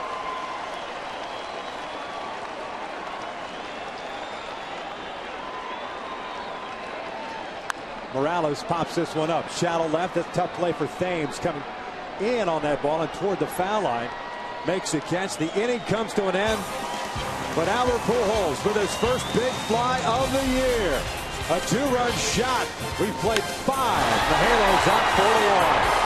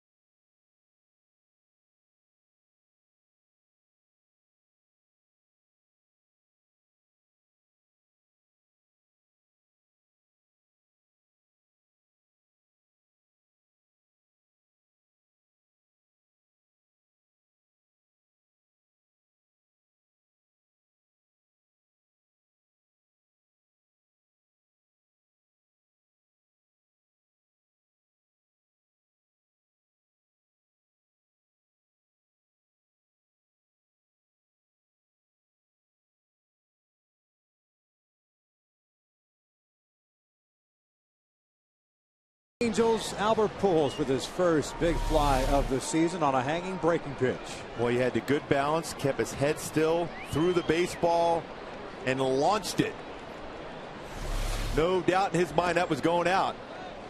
Well, I tell you what, the ovation he got when he went back to his position at first base, too. I've never seen anything quite like that before. All these fans wanted to be here when Pujols hit his first home run. They got a chance to do it, and they're still appreciative of one of the all-time greats. Jerome Williams falls behind on Jose Bautista here to start the 6th inning. 2 balls and no strikes. Bautista, Lind, and Encarnacion. This one out toward left field. This one will chase Wells back. He's at the wall. Can't make the play. Goes off his body. And Bautista is at second base with a leadoff double.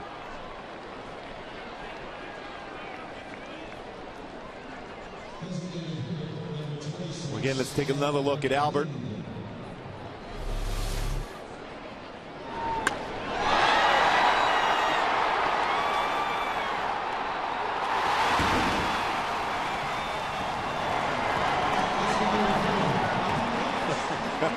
That's beautiful. I mean, that's not just players. That's coaching staff and manager down in the tunnel. And everyone coming up and enjoying. That's the type of guy he is, the type of teammate already he's developed with this club. This one grounded over to second base. Asturis has it. He'll fire on the first as Bautista advances to third base. 1 out. Well, remember what Torrey told us on that last road trip? He goes, once Albert hits 1 out, everybody in the entire lineup starts to relax because the machine starts to relax. Everyone else can just do their thing to help the team score runs.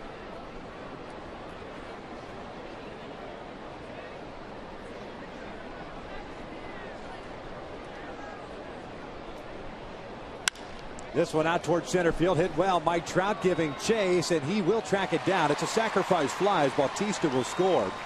And it's a 4-2 Angels lead. But there are 2 outs now.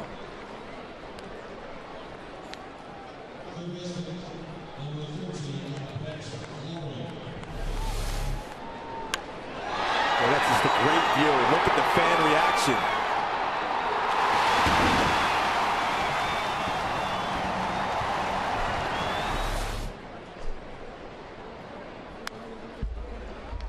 I think we have to send a memo down to Encarnacion. Don't hit the ball to center field. Yeah, right. Avoid that spot of the field.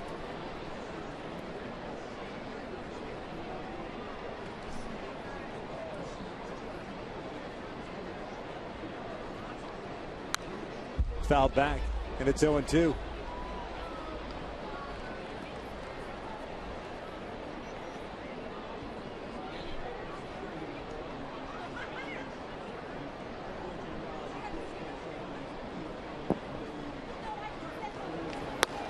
Called strike 3. Down goes Laurie. The inning comes to an end. We head to the bottom of the 6th. The Angels with a 4-2 lead.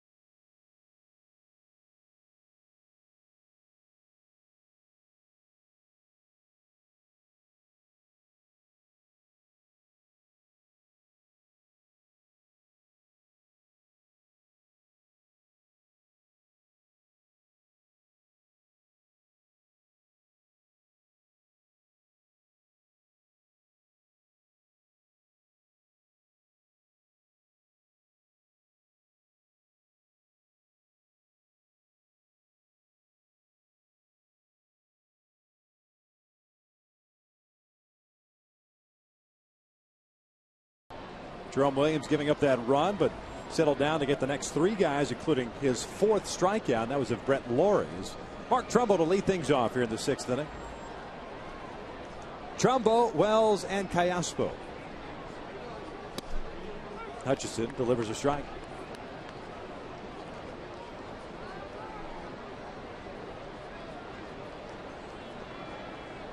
Six strikeouts for the 21-year-old right-hander. Remember the Blue Jays rotation. Strong, young rotation for the Toronto Blue Jays. Your veteran in your staff is J.C. Romero. Yeah. Young pitcher. Great young pitcher from the left side. John Farrell's got some good arms in a very competitive division.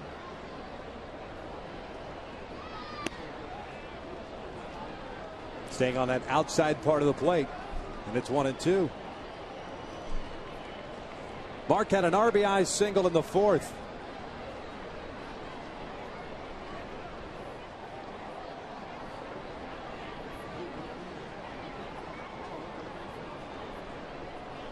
Lays off the breaking ball.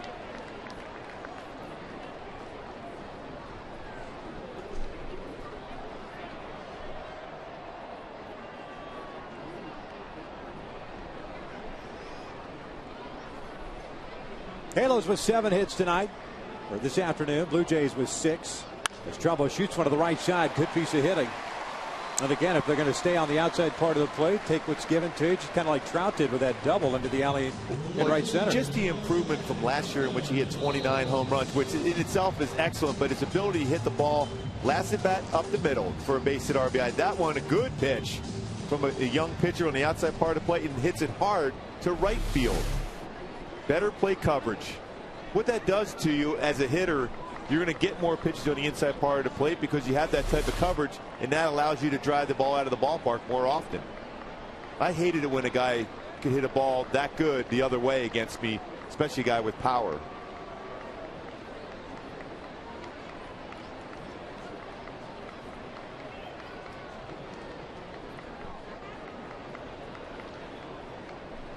Wells 1 for 2, had a double his first time up, popped down into foul territory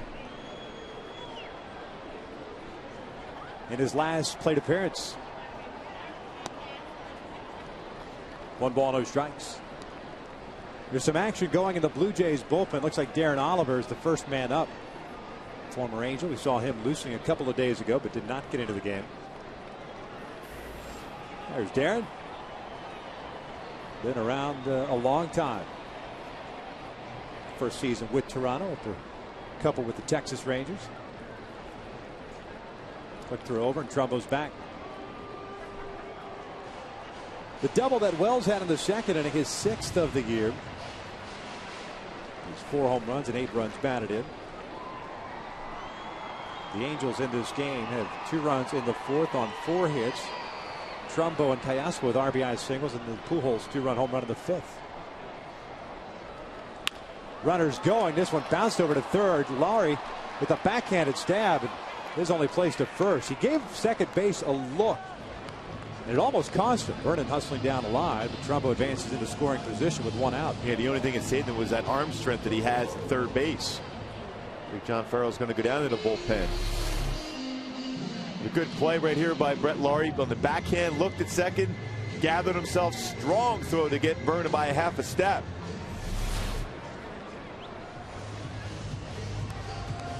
So pitching change. We're in the 6th inning. The Angels leading it by the score 4-2.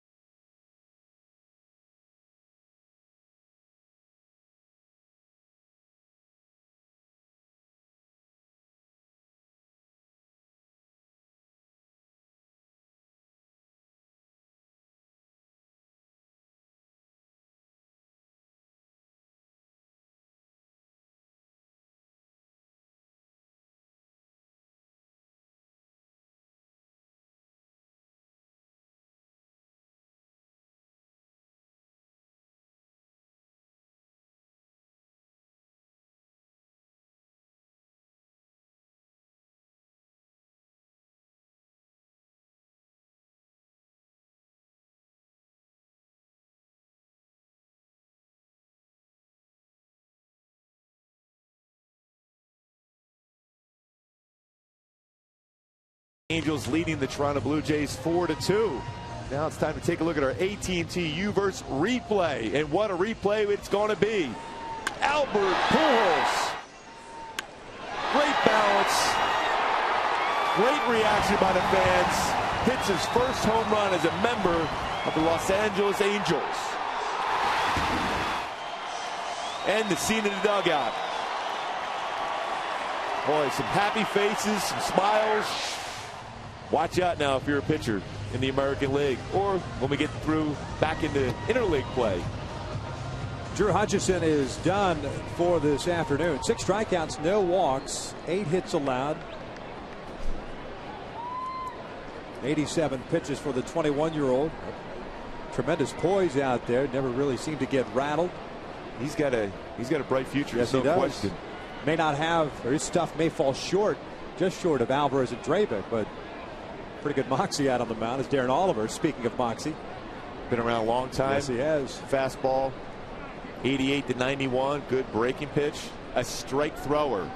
Not afraid to pitch inside either. 41 years of age. Last 2 seasons with Texas. Career high 64 appearances for the Rangers in 2010. Last year 61 appearances. Alberto Callaspo spinning around to hit from the right side. Takes the strike. Alberto 1 for 2. Ground ball to short and an RBI single. Oliver last year 5-5 and a 2.29 ERA for Texas and a couple of saves.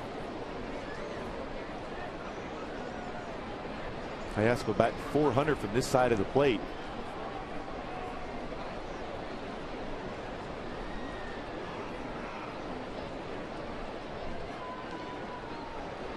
There's the 0-1.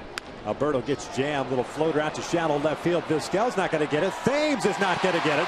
And Trumbo is kind of stuck between second and third. Advances 90 feet. Not much you could do as a base runner there. You knew Vizquel really didn't have much of a chance of getting to that ball. It was whether or not Thames, with his speed, was able to make the diving catch. Yeah, and he got close enough where you can't take that chance if you're Mark Trumbo. You're already in scoring position with 1 out. You don't want to miss this opportunity. A close game at 4-2. Trying to read. And he just missed making the play, so a nice job by Trumbo. Well, just underneath the glove a couple times in this game. Thames just missed making a spectacular play in left field.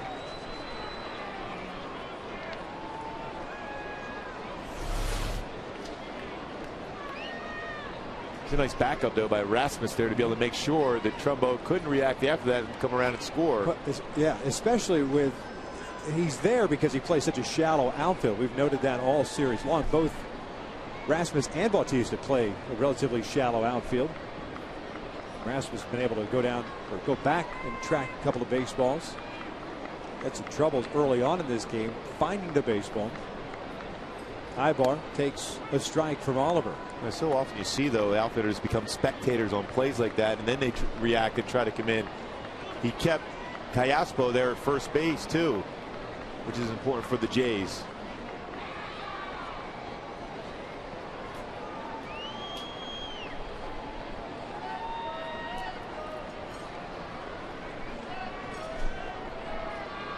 Eric bounces this one over to third.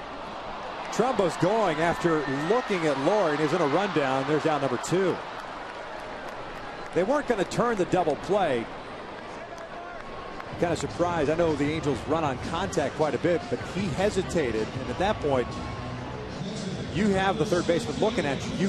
You've taken the double play out of the equation. Yeah, it's almost like when the ground ball is right back to the pitcher. You see him stop. He thought about going back.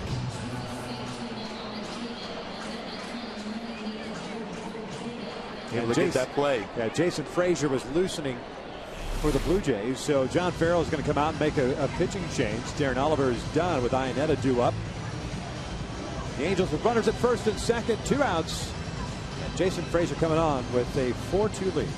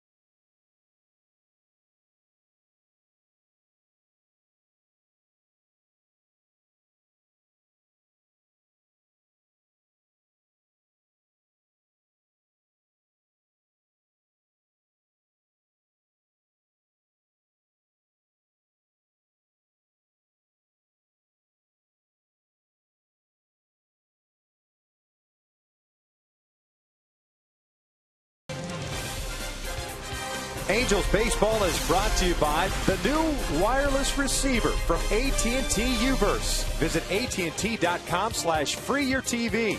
Rethink possible. By CarMax. Start the search for your next car at CarMax. CarMax. Start here.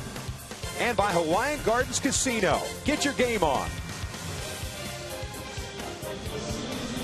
2 outs and 2 on here in the 6th inning. The Angels up by the score of 4-2. Chris Iannetta will face Jason Frazier, who pitched last night. Frazier went 1 inning, picked up a couple of strikeouts, did give up a base hit, also committed a throwing error.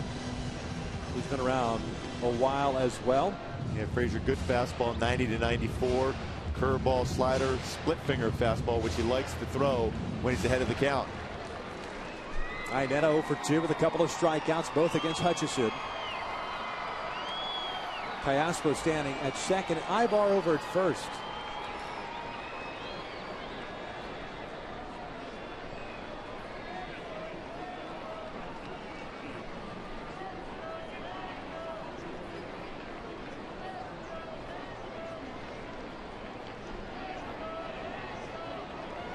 Fastball is fouled off to the right. No balls and a strike on Chris Iannetta. Top of the order, Mike Trout on deck.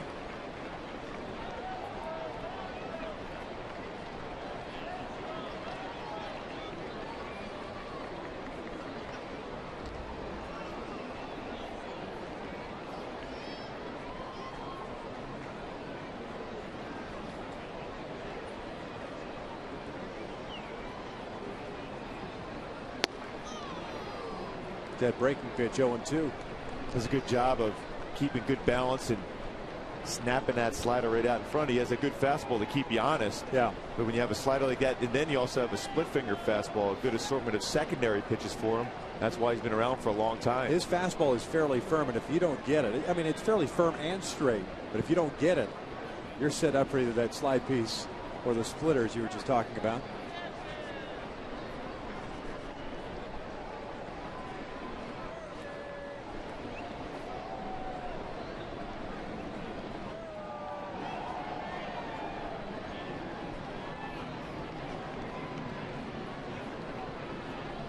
The 0-2 pitch just missed off the plate. 1 ball, 2 strikes.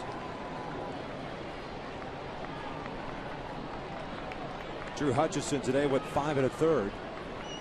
8 hits, 4 runs, 4 earned, 6 strikeouts, no walks. Give up the home run to Albert in the 5th.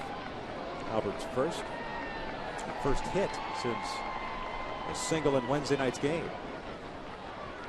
Here's the 1-2. Iannetta shoots one into right field. This one chasing Bautista back, but he's tracking it, and he will make the catch. The inning comes to an end. We've played 6 here at the Big A, and it's 4-2 Angels.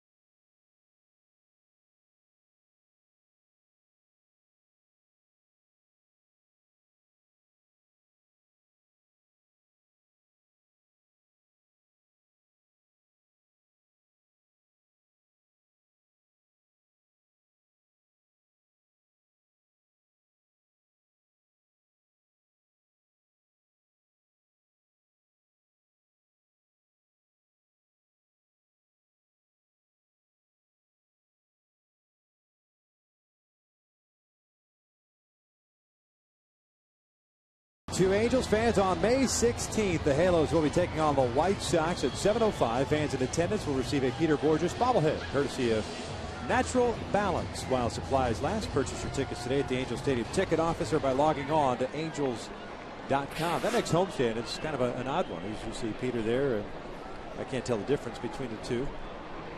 It's just a two game sets. Oakland for 2, the White Sox for 2, and then the Angels are back out on the road. They begin interleague play. They go down to San Diego. They go up to Oakland, and they go up to Seattle.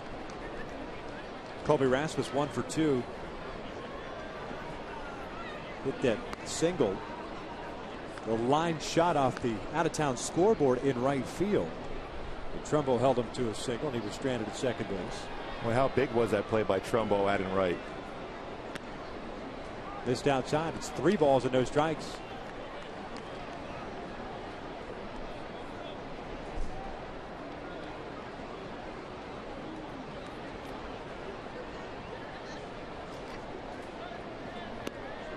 Three and one. This is third 3-ball count, although he hasn't necessarily commanded the strike zone the entire game, Jerome, but it's been a battle. 3-1 pitch. This one out toward left, slicing away from Vernon, but he'll track it down, make the catch, and there's the first out. 76th pitch of the afternoon for Jerome Williams. And good fastball down. Rasmus likes the fastball. Pitches up in the strike zone. That's the ball he hit off the wall. Good sink action. Gets a lazy fly ball to left field. LaTroy Hawkins is up and playing catch now.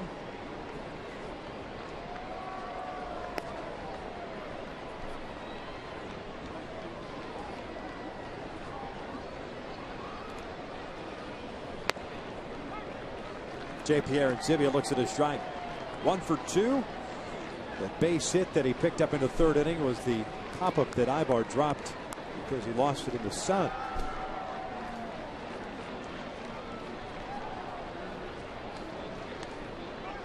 I don't know why that just made me think of Will Ferrell impersonating Harry Carey on Saturday Night Live. Just have no idea. I was wondering where that came from. 1-1 pitch. Broken bat flare out toward left field. Wells is coming on. He'll play it on a hop. Arencibia is on board with a 1-out base hit. The 7th for the Blue Jays this afternoon. And Omar Vizquel will come up.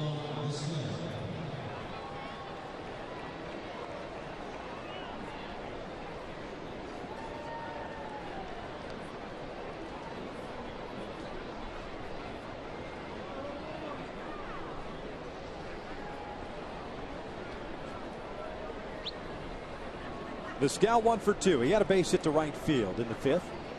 Cayasmo playing in at third just in case. Omar showed bunt, pulled it back. 1 ball, no strikes. Omar now 45 years of age, turned 45 on April the 24th. Got his first taste of the big leagues in 1989. It's Seattle Mariners. This one pulled over to Pujols. He fires on. High throw and off the glove of Ibar into left field. And advancing to third is Arencibia, what should have been an inning-ending double play.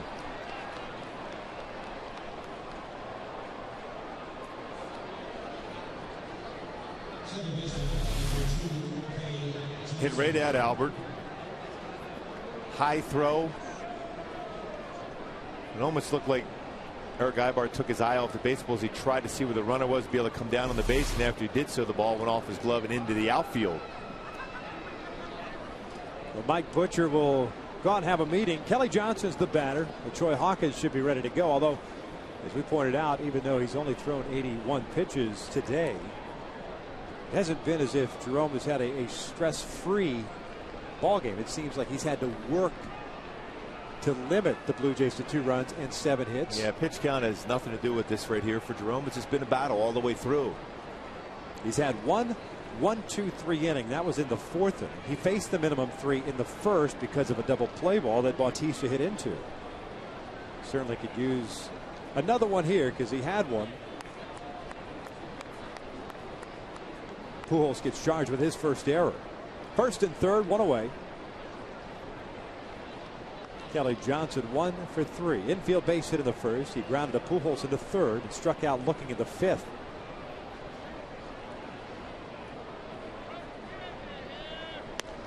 One ball, no strikes. He has grounded into 3 double plays so far this year. So if you can get that sinker away, get him roll over at second base, you have a chance.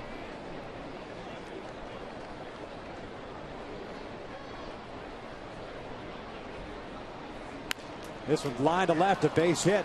That'll bring home a run. And Kelly Johnson picks up his 15th run batted into the year, his second hit of the game.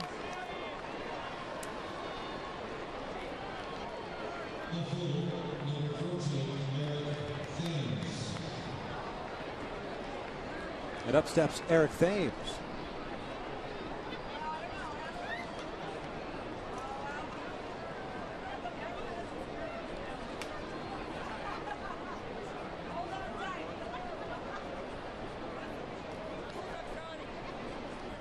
David Carpenter has joined LaTroy Hawkins in the bullpen as Thames fouls off the first pitch. 0-1. Thames, a left fielder, 1 for 3. RBI single in the third, a couple of strikeouts, the other 2 at bats. Carpenter just got up and started loosening.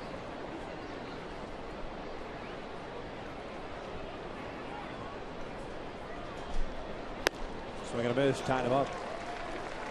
0-2. Got him with that exact same pitch last time up.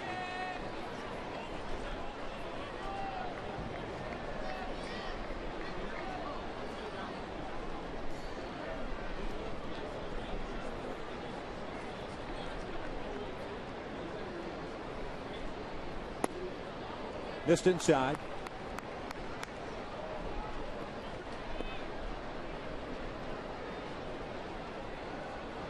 Now you wonder, after back-to-back cut fastballs, will you throw that 2-seam fastball to try to catch the inside corner?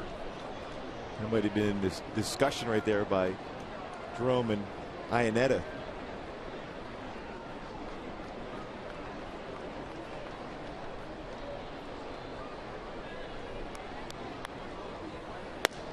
Two balls, 2 strikes.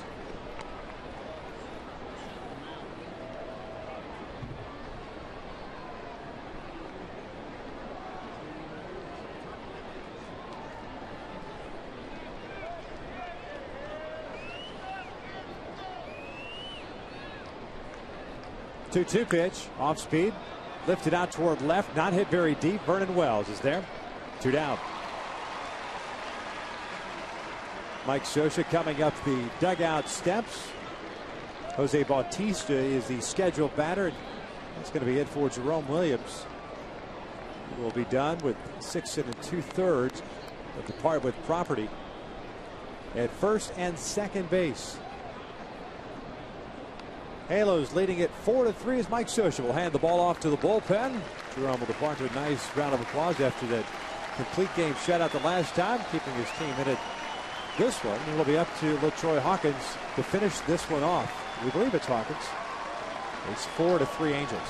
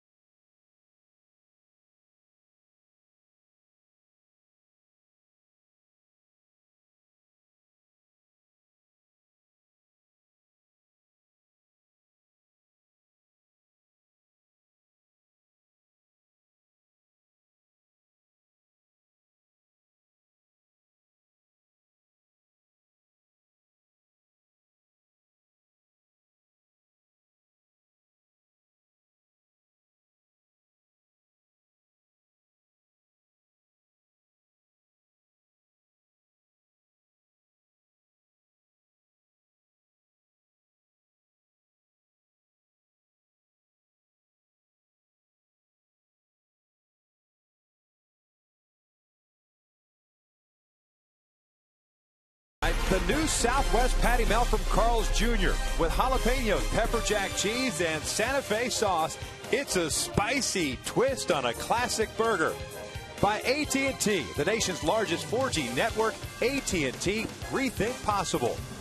And by Dodge. 6 2/3 innings for Jerome Williams this afternoon. 8 hits allowed, 3 runs, 2 earned,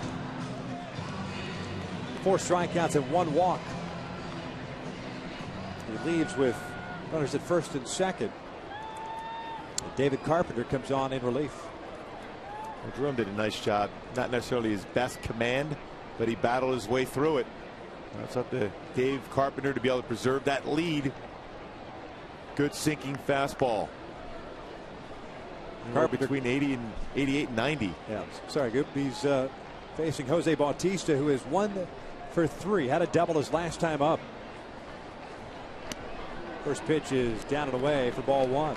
Tomar Vizquel, the base runner at second base. Kelly Johnson, who had the RBI single, stands at first.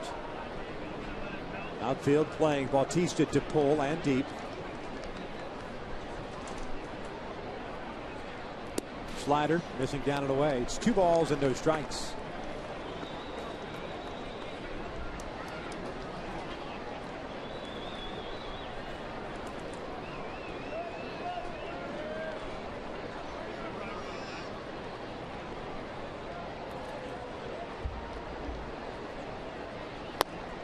Two and one.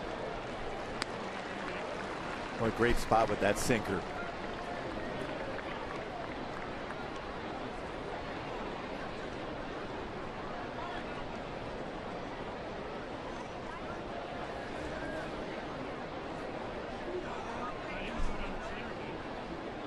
Breaking pitch is in there for a strike. 2 and 2. The Angels really should have been out of this inning as Vizquel hit that ground ball to Pujols. Albert's throw high at second base. Should have been an inning-ending double play. Went off the glove of Ibar. It kept this inning alive. Johnson got the base hit. Thames with the fly ball to left for the second out. Carpenter glanced back to Vizquel. Here comes the 2-2. Fastball lifted in the air down the right field line, giving Chase our Pujols and trouble. And this one's into the seats.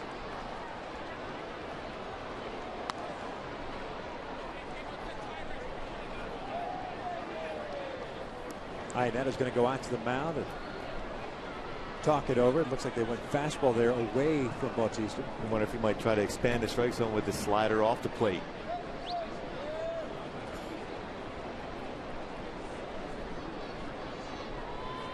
This is the pitch you want to get Bautista in. Yeah, because you have options at 2 and 2, 3-2. You have to go with a fastball. And you get runners going with 2 outs.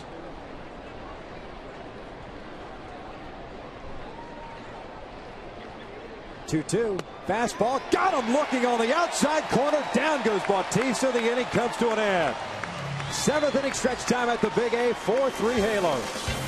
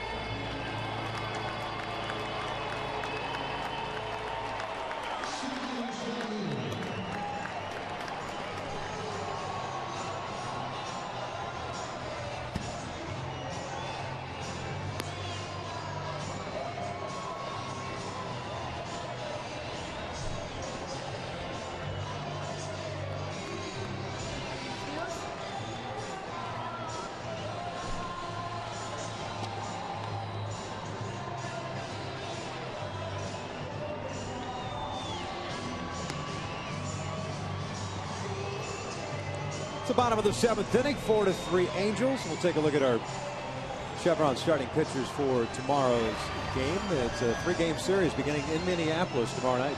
Yeah, same matchup we saw at home here when Jared Weaver threw a no-hitter, facing a man who threw a no-hitter in his career also, and Francisco Liriano. Jared Weaver trying to back up that no-hitter with another tremendous effort.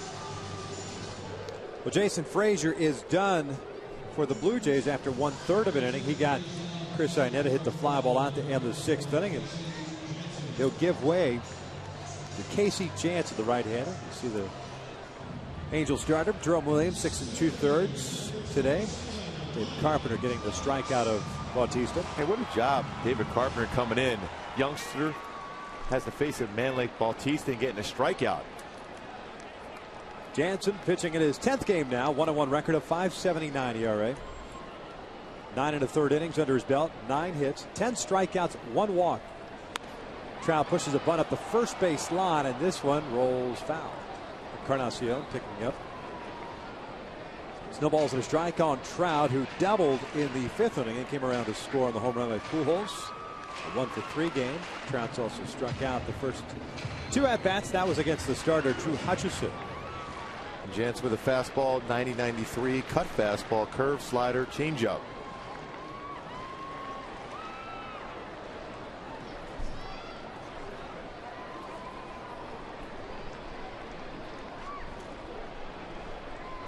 Swing and a miss. No balls, 2 strikes.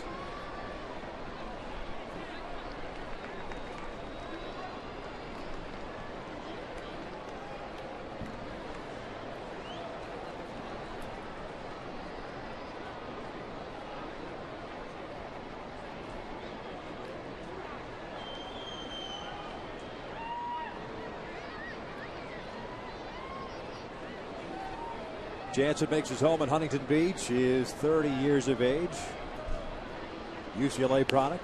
As Trout takes that one looking, and there's the first out. Mike didn't like the call. They head back to the dugout. Brings up Meiser Sturis.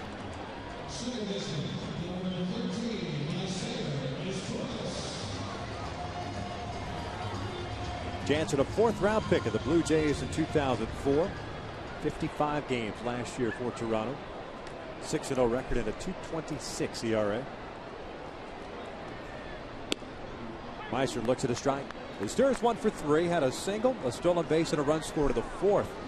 Toronto has solo runs in the 3rd, 6th, and 7th innings. The Angels 2 runs in the 4th, 2 runs in the 5th. 0-2. I mean, just by looking at the splits now for Jansen, 11 strikeouts, 1 walk. Even though the ERA is up there, he is going to be around the strike zone.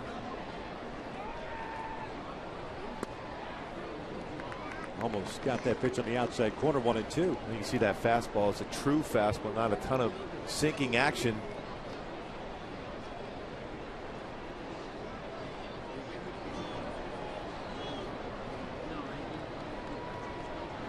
Breaking pitch, and that's rolled up the line. That hits Encarnacion in the face. And it rolls up against the protective screen. That ball may have hit the bag, and it popped up. Now it goes a base hit for Sturis, and they'll check out Edwin. Going right down the line, hugged the line, and deflected and got him. Oh, right behind the bag, it looked like.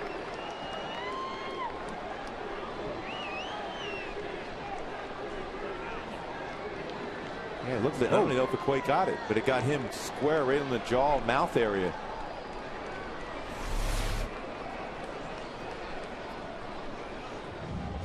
Never fun.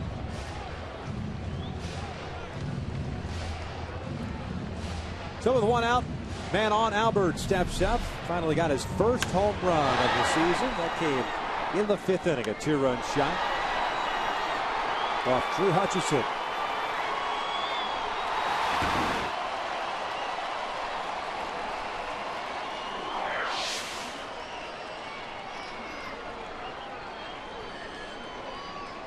Good lead for Sturis over at first. 1 ball, no strikes. The RBIs, the 6th and 7th of the year for Albert.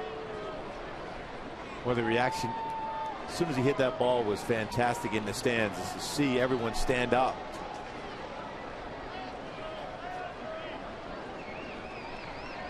Going outside, that's where Aaron Sivia is set up.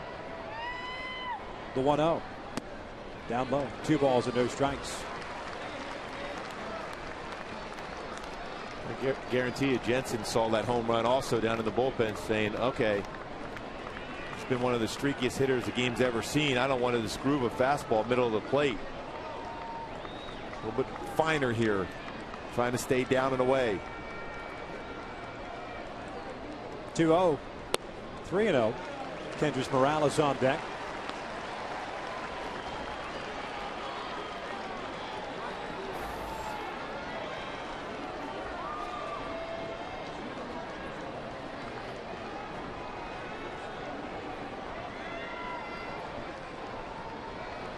Hadel's looking for some insurance. Ernesto Frieri is up and loosening for the Angels in the bullpen. The 3-0. Albert skies this one out toward right. Bautista shading his eyes makes the catch. 2 outs. Albert hacking away on that 3-0 pitch just off the plate. He'll head back to the dugout. Mistur's back at first base, and Kendrys Morales will come up.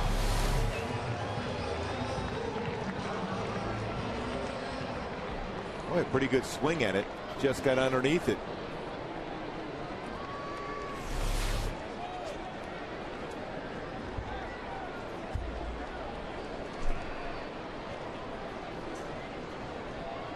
There's Kendrys. Looked like he went around on that breaking pitch. He did. Mike Winters rings it up. No balls for strike. Kendrys 1 for 3. Had a single and a run scored to the 4th.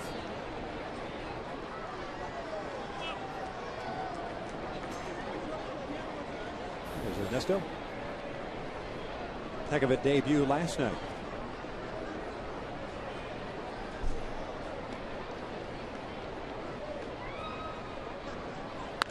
Morales pulls this one foul. No balls, 2 strikes. This is when you hope that Kendrys gets a pitch he can drive for an extra base. Probably going to go away. See if he can go drive at the left center. A lot of room out in left center field. Might be able to score Meister from first base.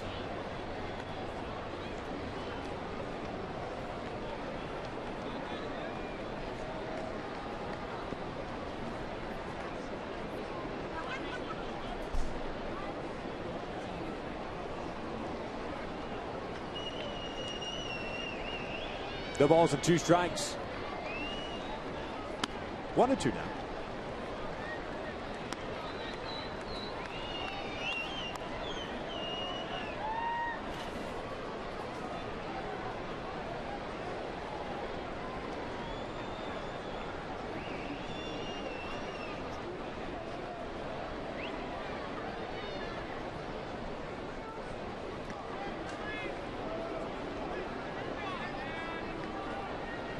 Meister with 5 stolen bases this year has not been caught yet.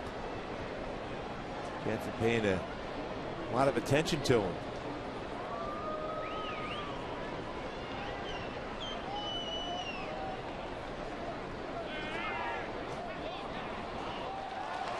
Balk was called, so Asturias will advance to second. Too much attention to him. I mean, you got a 1-2 count on the hitter with 2 outs. A guy who could, with 1 swing of the bat, had some cushion here. A little hesitation there. Before he stepped off the rubber. Movement. The body had to step off first before you do that. Now a base hit can score a run. He took he needed an extra base hit to score Meister for first. Now just a base hit at all can score him. Get an insurance run.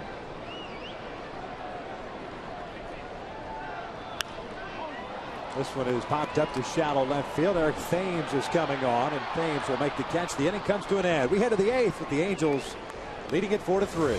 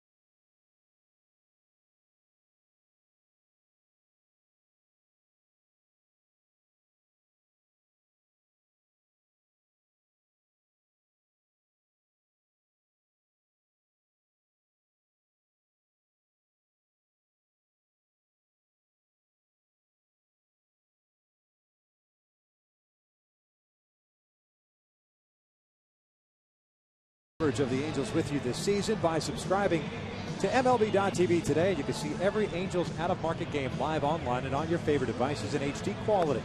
Visit Angels.com to order and get more details. MLB.tv, baseball everywhere. New pitcher on the mound is Ernesto Frieri, who threw 21 pitches last night, 13 for strikes, had 3 strikeouts and a walk. He has a new right fielder as Torrey Hunter is out there. He replaces Mark Trumbo. Trumbo is the was scheduled to be the leadoff man in the bottom of the 8th. Now Torrey is. 2-hit game for Mark.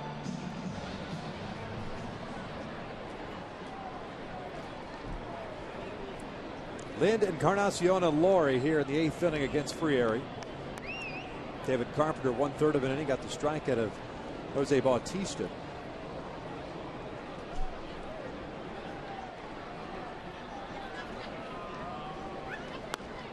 First one is up and away for ball 1. Lind drew the walk to start out the 9th against Frieri last night, making his Angels debut. And then Frieri struck out Laurie, Thames, and Rasmus to end the ballgame. Swing and a miss. 1 ball, 1 strike.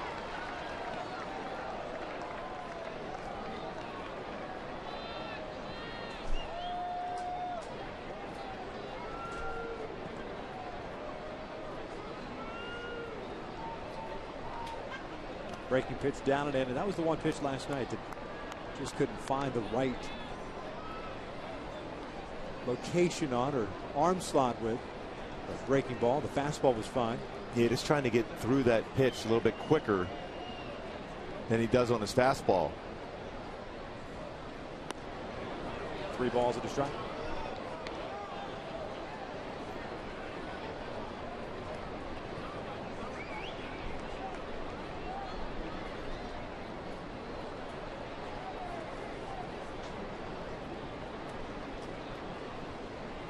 And he walked it. Leadoff man is on.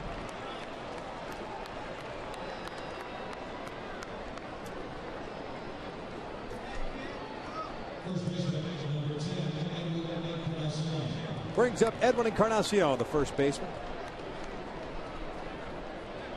3 fly ball outs to center field. See, Rajay Davis is coming on a pinch run for Lind at first base. Davis with really good speed.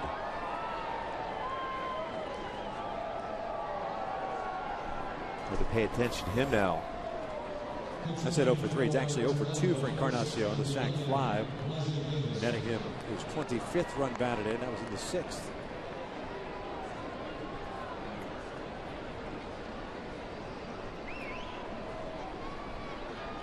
Davis with a good lead over at first. One thing about with Davis at first, you can pick him off if you can hold the baseball enough, because he's the guy that likes to get the momentum going towards second base before he attempts to steal a base. Hold the ball, then quickly throw over. He takes off. The pitch is foul back off the bat of Encarnacion. 0-1, and Davis will head back to first.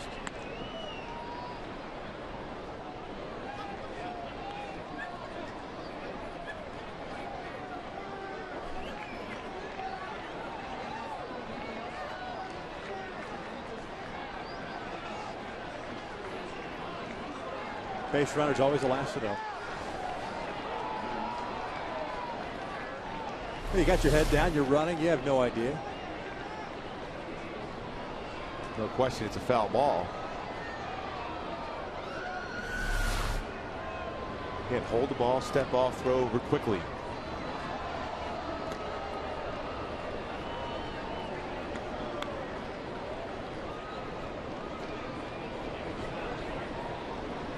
Three stolen bases on the year for Davis. He's been caught twice.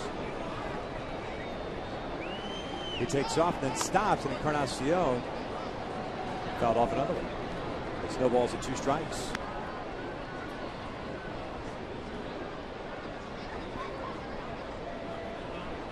Oh, 2 the count on Encarnacion. With the leadoff walk to Adam Lind. Got the pinch runner at Rajay Davis at first base. Well, he's got the option of a pitch out here now, too.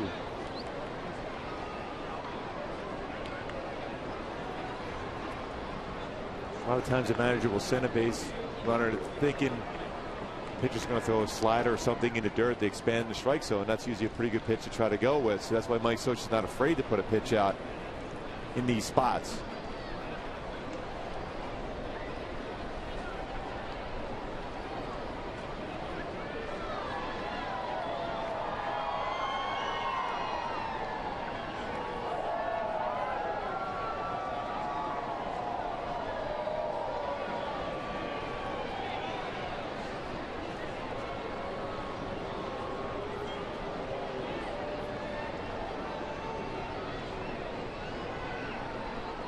Pitch out, nothing's happening. 1 ball, 2 strikes. You wonder with Troy Hawkins getting up and then not coming into a game if maybe he's not feeling right. It's been a while since we've seen Hawk in a game.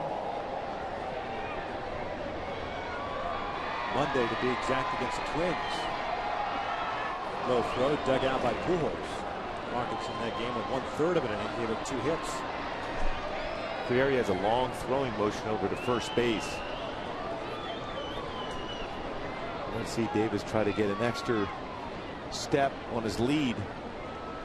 That's why sometimes that quick step off the pitching rubber, then thrown over, might be his best chance of picking him off.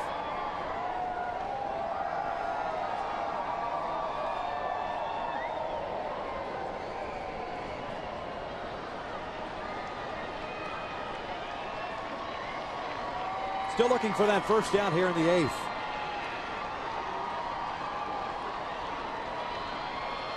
Brett Lawrie's on deck.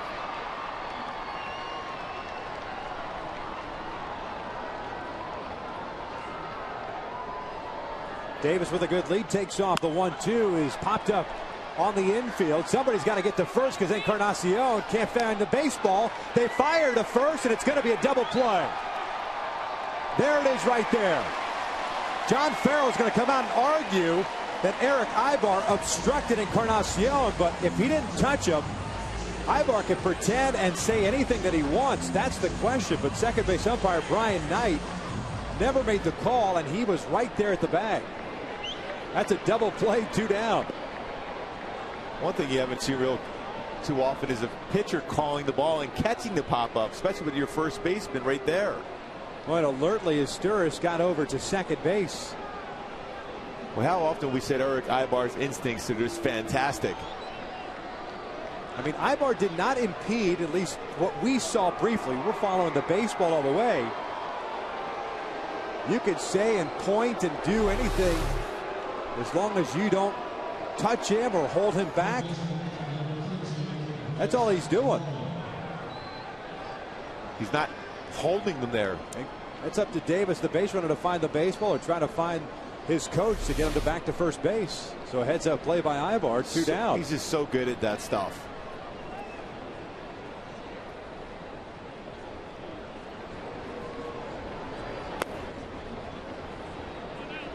One ball, no strikes on Brett Lawrie, the third baseman, who's walked, grounded to third, and struck out looking.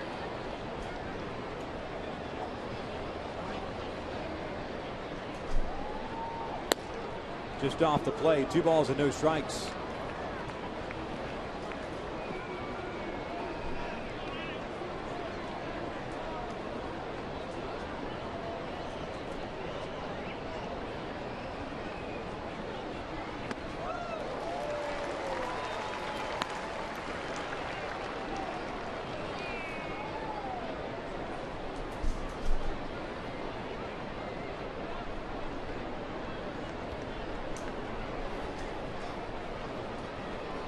Here's a 2-1 pitch. Boy, tied him up again. Boy, he's got great lateral movement on that fastball. 2 balls, 2 strikes. That's kind of where he tied him up last night with that fastball up and in. And he's an aggressive hitter. Why not try that again? Best you can do is pull that ball foul if you make any contact.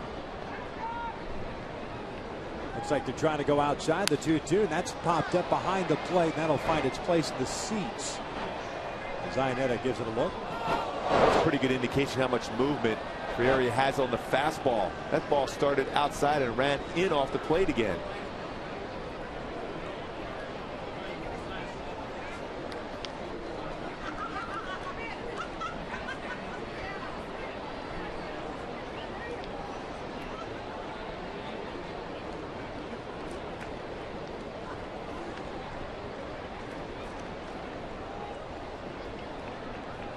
The 2-2.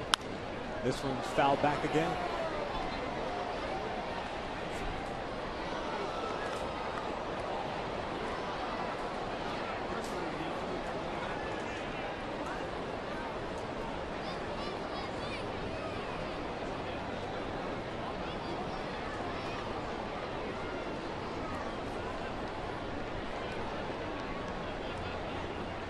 Breaking pitch, got him swinging. Down goes Laurie. That will end the inning. We head to the bottom of the 8th with the Angels leading at 4-3.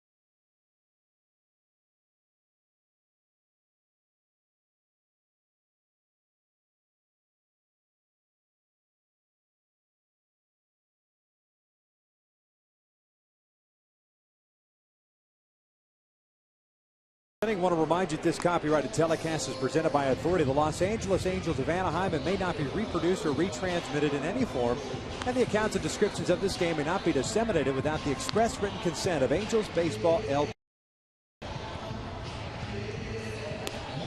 New pitcher on for the Toronto Blue Jays, Carlos Villanueva, 28-year-old. Native of the Dominican Republic, comes on with a .466 ERA, pitching now in his 8th game. Remember, the first 2 games of the series, Blue Jays didn't use any of their relievers. They're getting some work in. Yeah, he's a guy that has some command issues. You see that 7 walks in 9 2/3 innings pitched. Got a good sinking fastball, slider, changeup. Again, make him throw strikes. Torrey Hunter to lead things off. His first plate appearance, and Torrey swings through that first pitch. Torrey replaced Mark Trumbo in right field in the bottom of the 8th inning, or top of the 8th inning, pardon. 297 on the year. 1 for 10 in the series. Ended up going 0 for 4 last night. Had a walk. Breaking pitch outside. Evens it counted a ball and a strike. Villanueva, 9 2/3 innings, 6 hits, 6 strikeouts. As Gibby pointed out, 7 walks. Opponents hitting just 176 against him. Breaking pitch is in there, 1-2. Right-hander's been around in the big leagues, originally the Giants system. Got to the big leagues with the Milwaukee Brewers for the first time in 2006. This is second season with the Blue Jays. As Hunter goes down chasing the breaking ball. There is the first out of the inning. So with 1 out, nobody on, Vernon Wells will step up.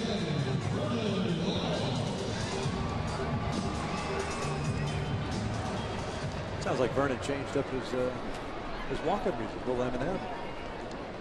Have we had Eminem as Hyundai key to the game? Yeah, we did last year at the Motor City. Oh, that's right. Good call. Vernon's 1 for 3. Had a double in the second.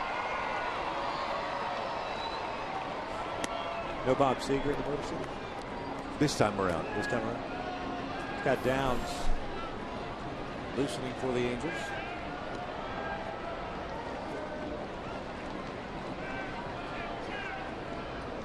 Scott would like to see a little insurance run here. Some power in Vernon Wells. This one's fouled off to the left near the dugout, and that'll land in the seats. So it's an 0-2 count. Pretty good play by a fan who brought his glove.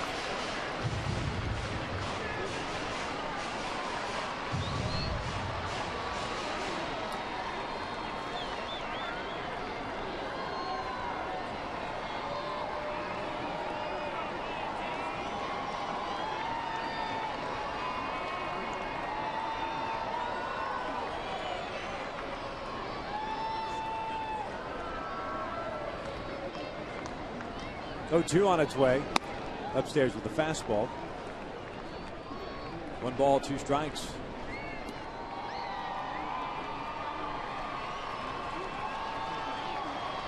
Villanueva last year, 33 games, 13 starts for Toronto. 6-4 record and a 4.04 ERA. Off speeds, fouled back to the screen.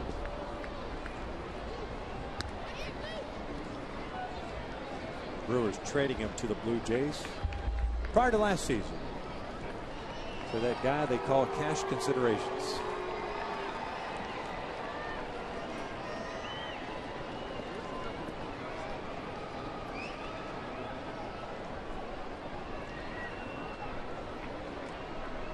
Alberto Callaspo on deck. Foul backs. The count remains at 1 ball, 2 strikes. Yellow's trying to hang on and pick up a victory here to split the series against the Blue Jays. It would include their homestand. Ends up being a pretty good homestand if he can hold on to this lead. 5-2.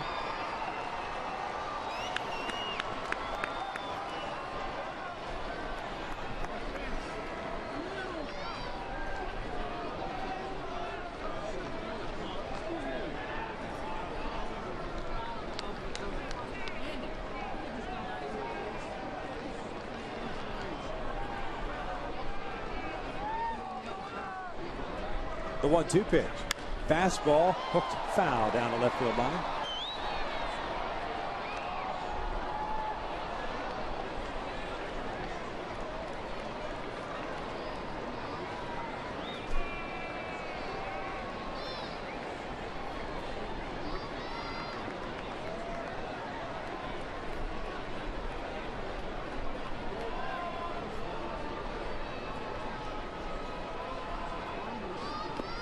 Down and in, 2 balls, 2 strikes.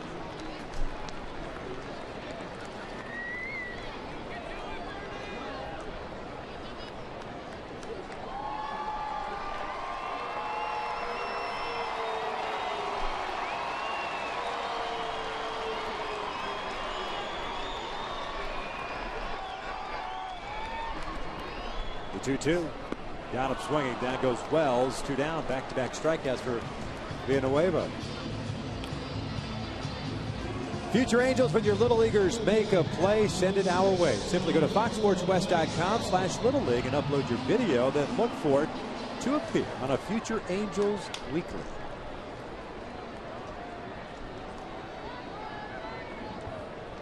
Two up and 2 down here in the bottom of the 8th inning. Alberto Callaspo at the plate.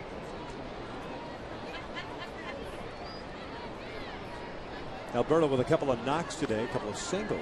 One had brought home a run in the 4th inning. The Angels down 1-0. Trumbo got an infield base hit that went off of Drew Hutchison. And then Callaspo with 2 outs got a single to left to put the Angels up 2-1.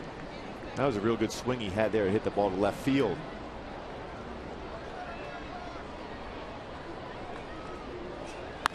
This one out toward right field. Bautista moving over. He's there. The Angels go down in order. We head to the 9th with Scott Downs coming on, trying to preserve a 4-3 lead.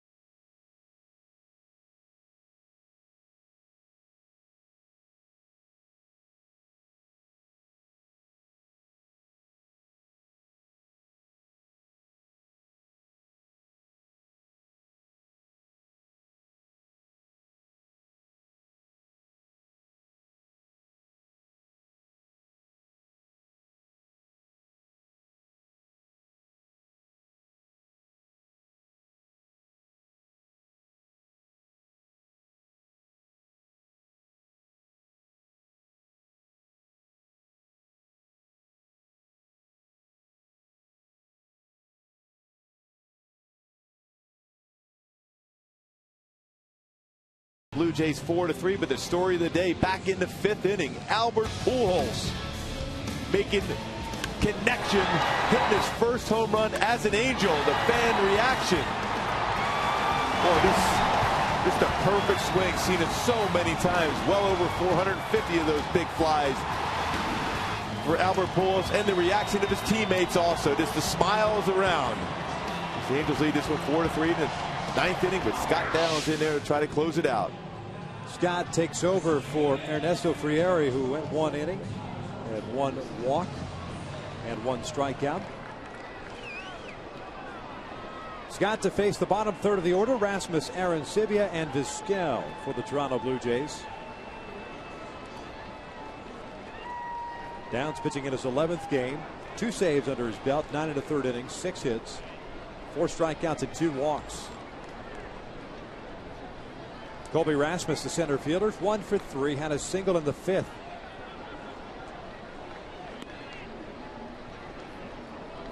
One ball, no strikes.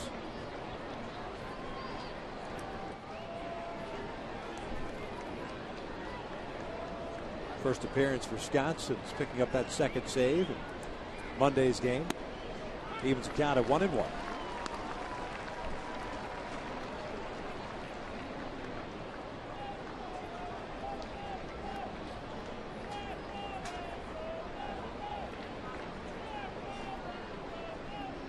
The 1-1 pitch. Little cue shot to the left side. Callaspo has it, gets rid of it quickly. 1 down. Well, a nice pitch by Scott Downs. Nice play by Callaspo at third base.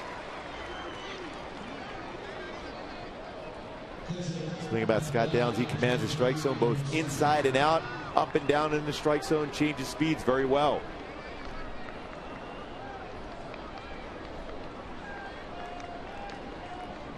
Here's J.P. Arancibia, the catcher. 2 for 3 with a couple of singles and a fly ball to left.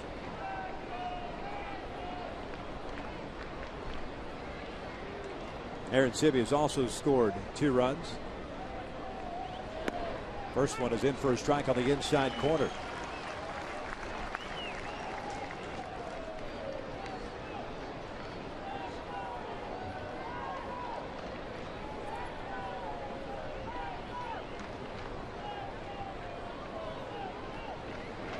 This one lined toward the middle, and now Esteuris doing his best to try to knock that ball down.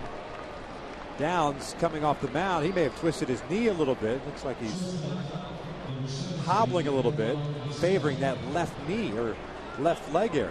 Yeah, there's no question. It got him pretty good as far as just trying to get out of the way of that line drive up the middle. Adam Nebula's going to have to come out and check him out right now, along with Mike Scioscia, not an official visit. It's like the knee.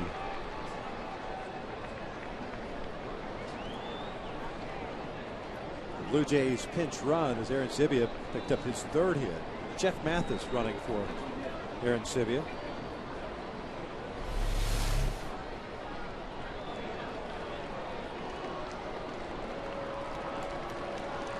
He's got to come out of the game. Looked like he bent it back when it was a line drive trying to get out of the way.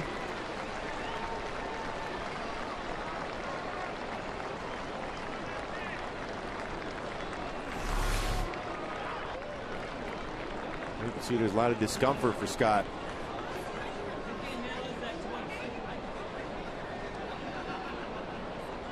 Scott Downs is out of the game. We have ourselves a pitching change. Jordan Walden will have as long as he needs to get loose in a 4-3 game.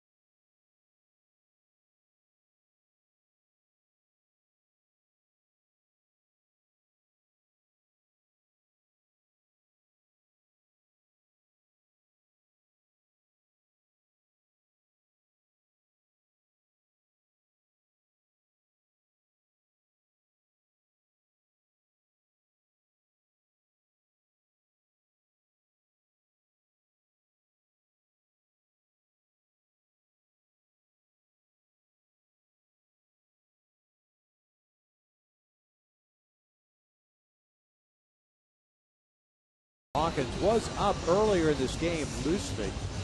We saw Walden up in the pen, but it's Hawkins that comes into this game. And he will face Omar Vizquel, the scheduled batter, with one out here in the ninth. And Jeff Mathis, the pinch runner at first base. And anytime there's a pitcher injured, you have as many pitches you want to take to get loose, but LaTroy should be fairly loose from throwing a couple times, getting ready earlier in the ball game. Let's go back to the play that knocked Scott Downs out of the ball game. There's a liner off the bat of J.P. Arancibia. We appear that the left leg, now the back leg there, and didn't look like much, but it doesn't take much, as we saw with Mariano Rivera shagging a couple of days ago, to hurt yourself. Well, what it happens is, because as a pitcher you're landing, so you have all your weight on your landing leg, and then all of a sudden you move back of a line drive. Your normal reaction is try to throw your glove up to protect yourself, and no time to be able to do anything else. And of course the knee ended up buckling behind him. And knowing Scott Downs, you know he had to be in some significant discomfort for him to come off the mound that quick. So LaTroy Hawkins appears to be ready to go, and it looks like the Angels will continue to get action going in the bullpen. So Hawk may be limited. Jordan Walden's loosening. Looks like Hisanori Takahashi is also playing catch. You got Kelly Johnson in the on-deck circle, left-handed batter, and Eric Thames after that, also another left-handed batter. So one out here in the ninth. If we get any information on Scott Downs, we'll certainly pass it along, but the injury just occurring, it'd probably be something that gets addressed after the ball game. Omar getting to start at shortstop today, 1 for 3, had a single in the 5th inning.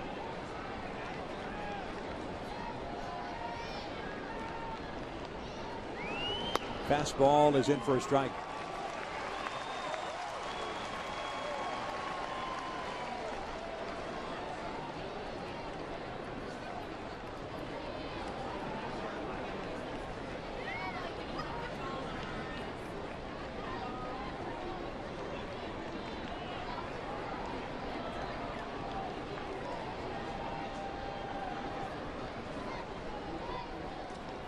Oh, 1 pitch. Ground liner right back to Hawkins. He'll flip to Pujols. Light that baby up as the Angels win it 4-3. Well, not your conventional double play at the end of the game, but LaTroy comes out, line drives, fields his position. Baseball finds his glove, runs it over, finishes off this game. What a game. Big victory. Albert Pujols, his first home run as an Angel, the difference maker in this game. Jerome Williams also a solid effort for himself. Yeah, 6 2/3. 6 2/3, 8 hits, 4 strikeouts, 1 walk for Jerome Williams as he picks up his 3rd win. And this is the replay of how this game ended. Well, right back, and as a base runner, you really have no choice but to be caught out there at that point, because you're trying to make sure you prevent, if it gets by the pitcher, prevent a double play itself. But nice play, fielding position, Troy. But the big story of the day, Albert Pujols hits a home run, a big fly, 2-run shot. Yeah, the Angels end up salvaging a very good homestand, what turns out to be a 5-2 homestand, with the sweep of the Minnesota Twins, and then losing the first 2 via the shutout fashion against the Toronto Blue Jays, coming back and winning these last 2. The Angels 5-2 on the homestand will now start a road trip after this one, heading up to Minneapolis for a 3-game set, and then 3 against the Texas Rangers. And 4-3 Angels win it.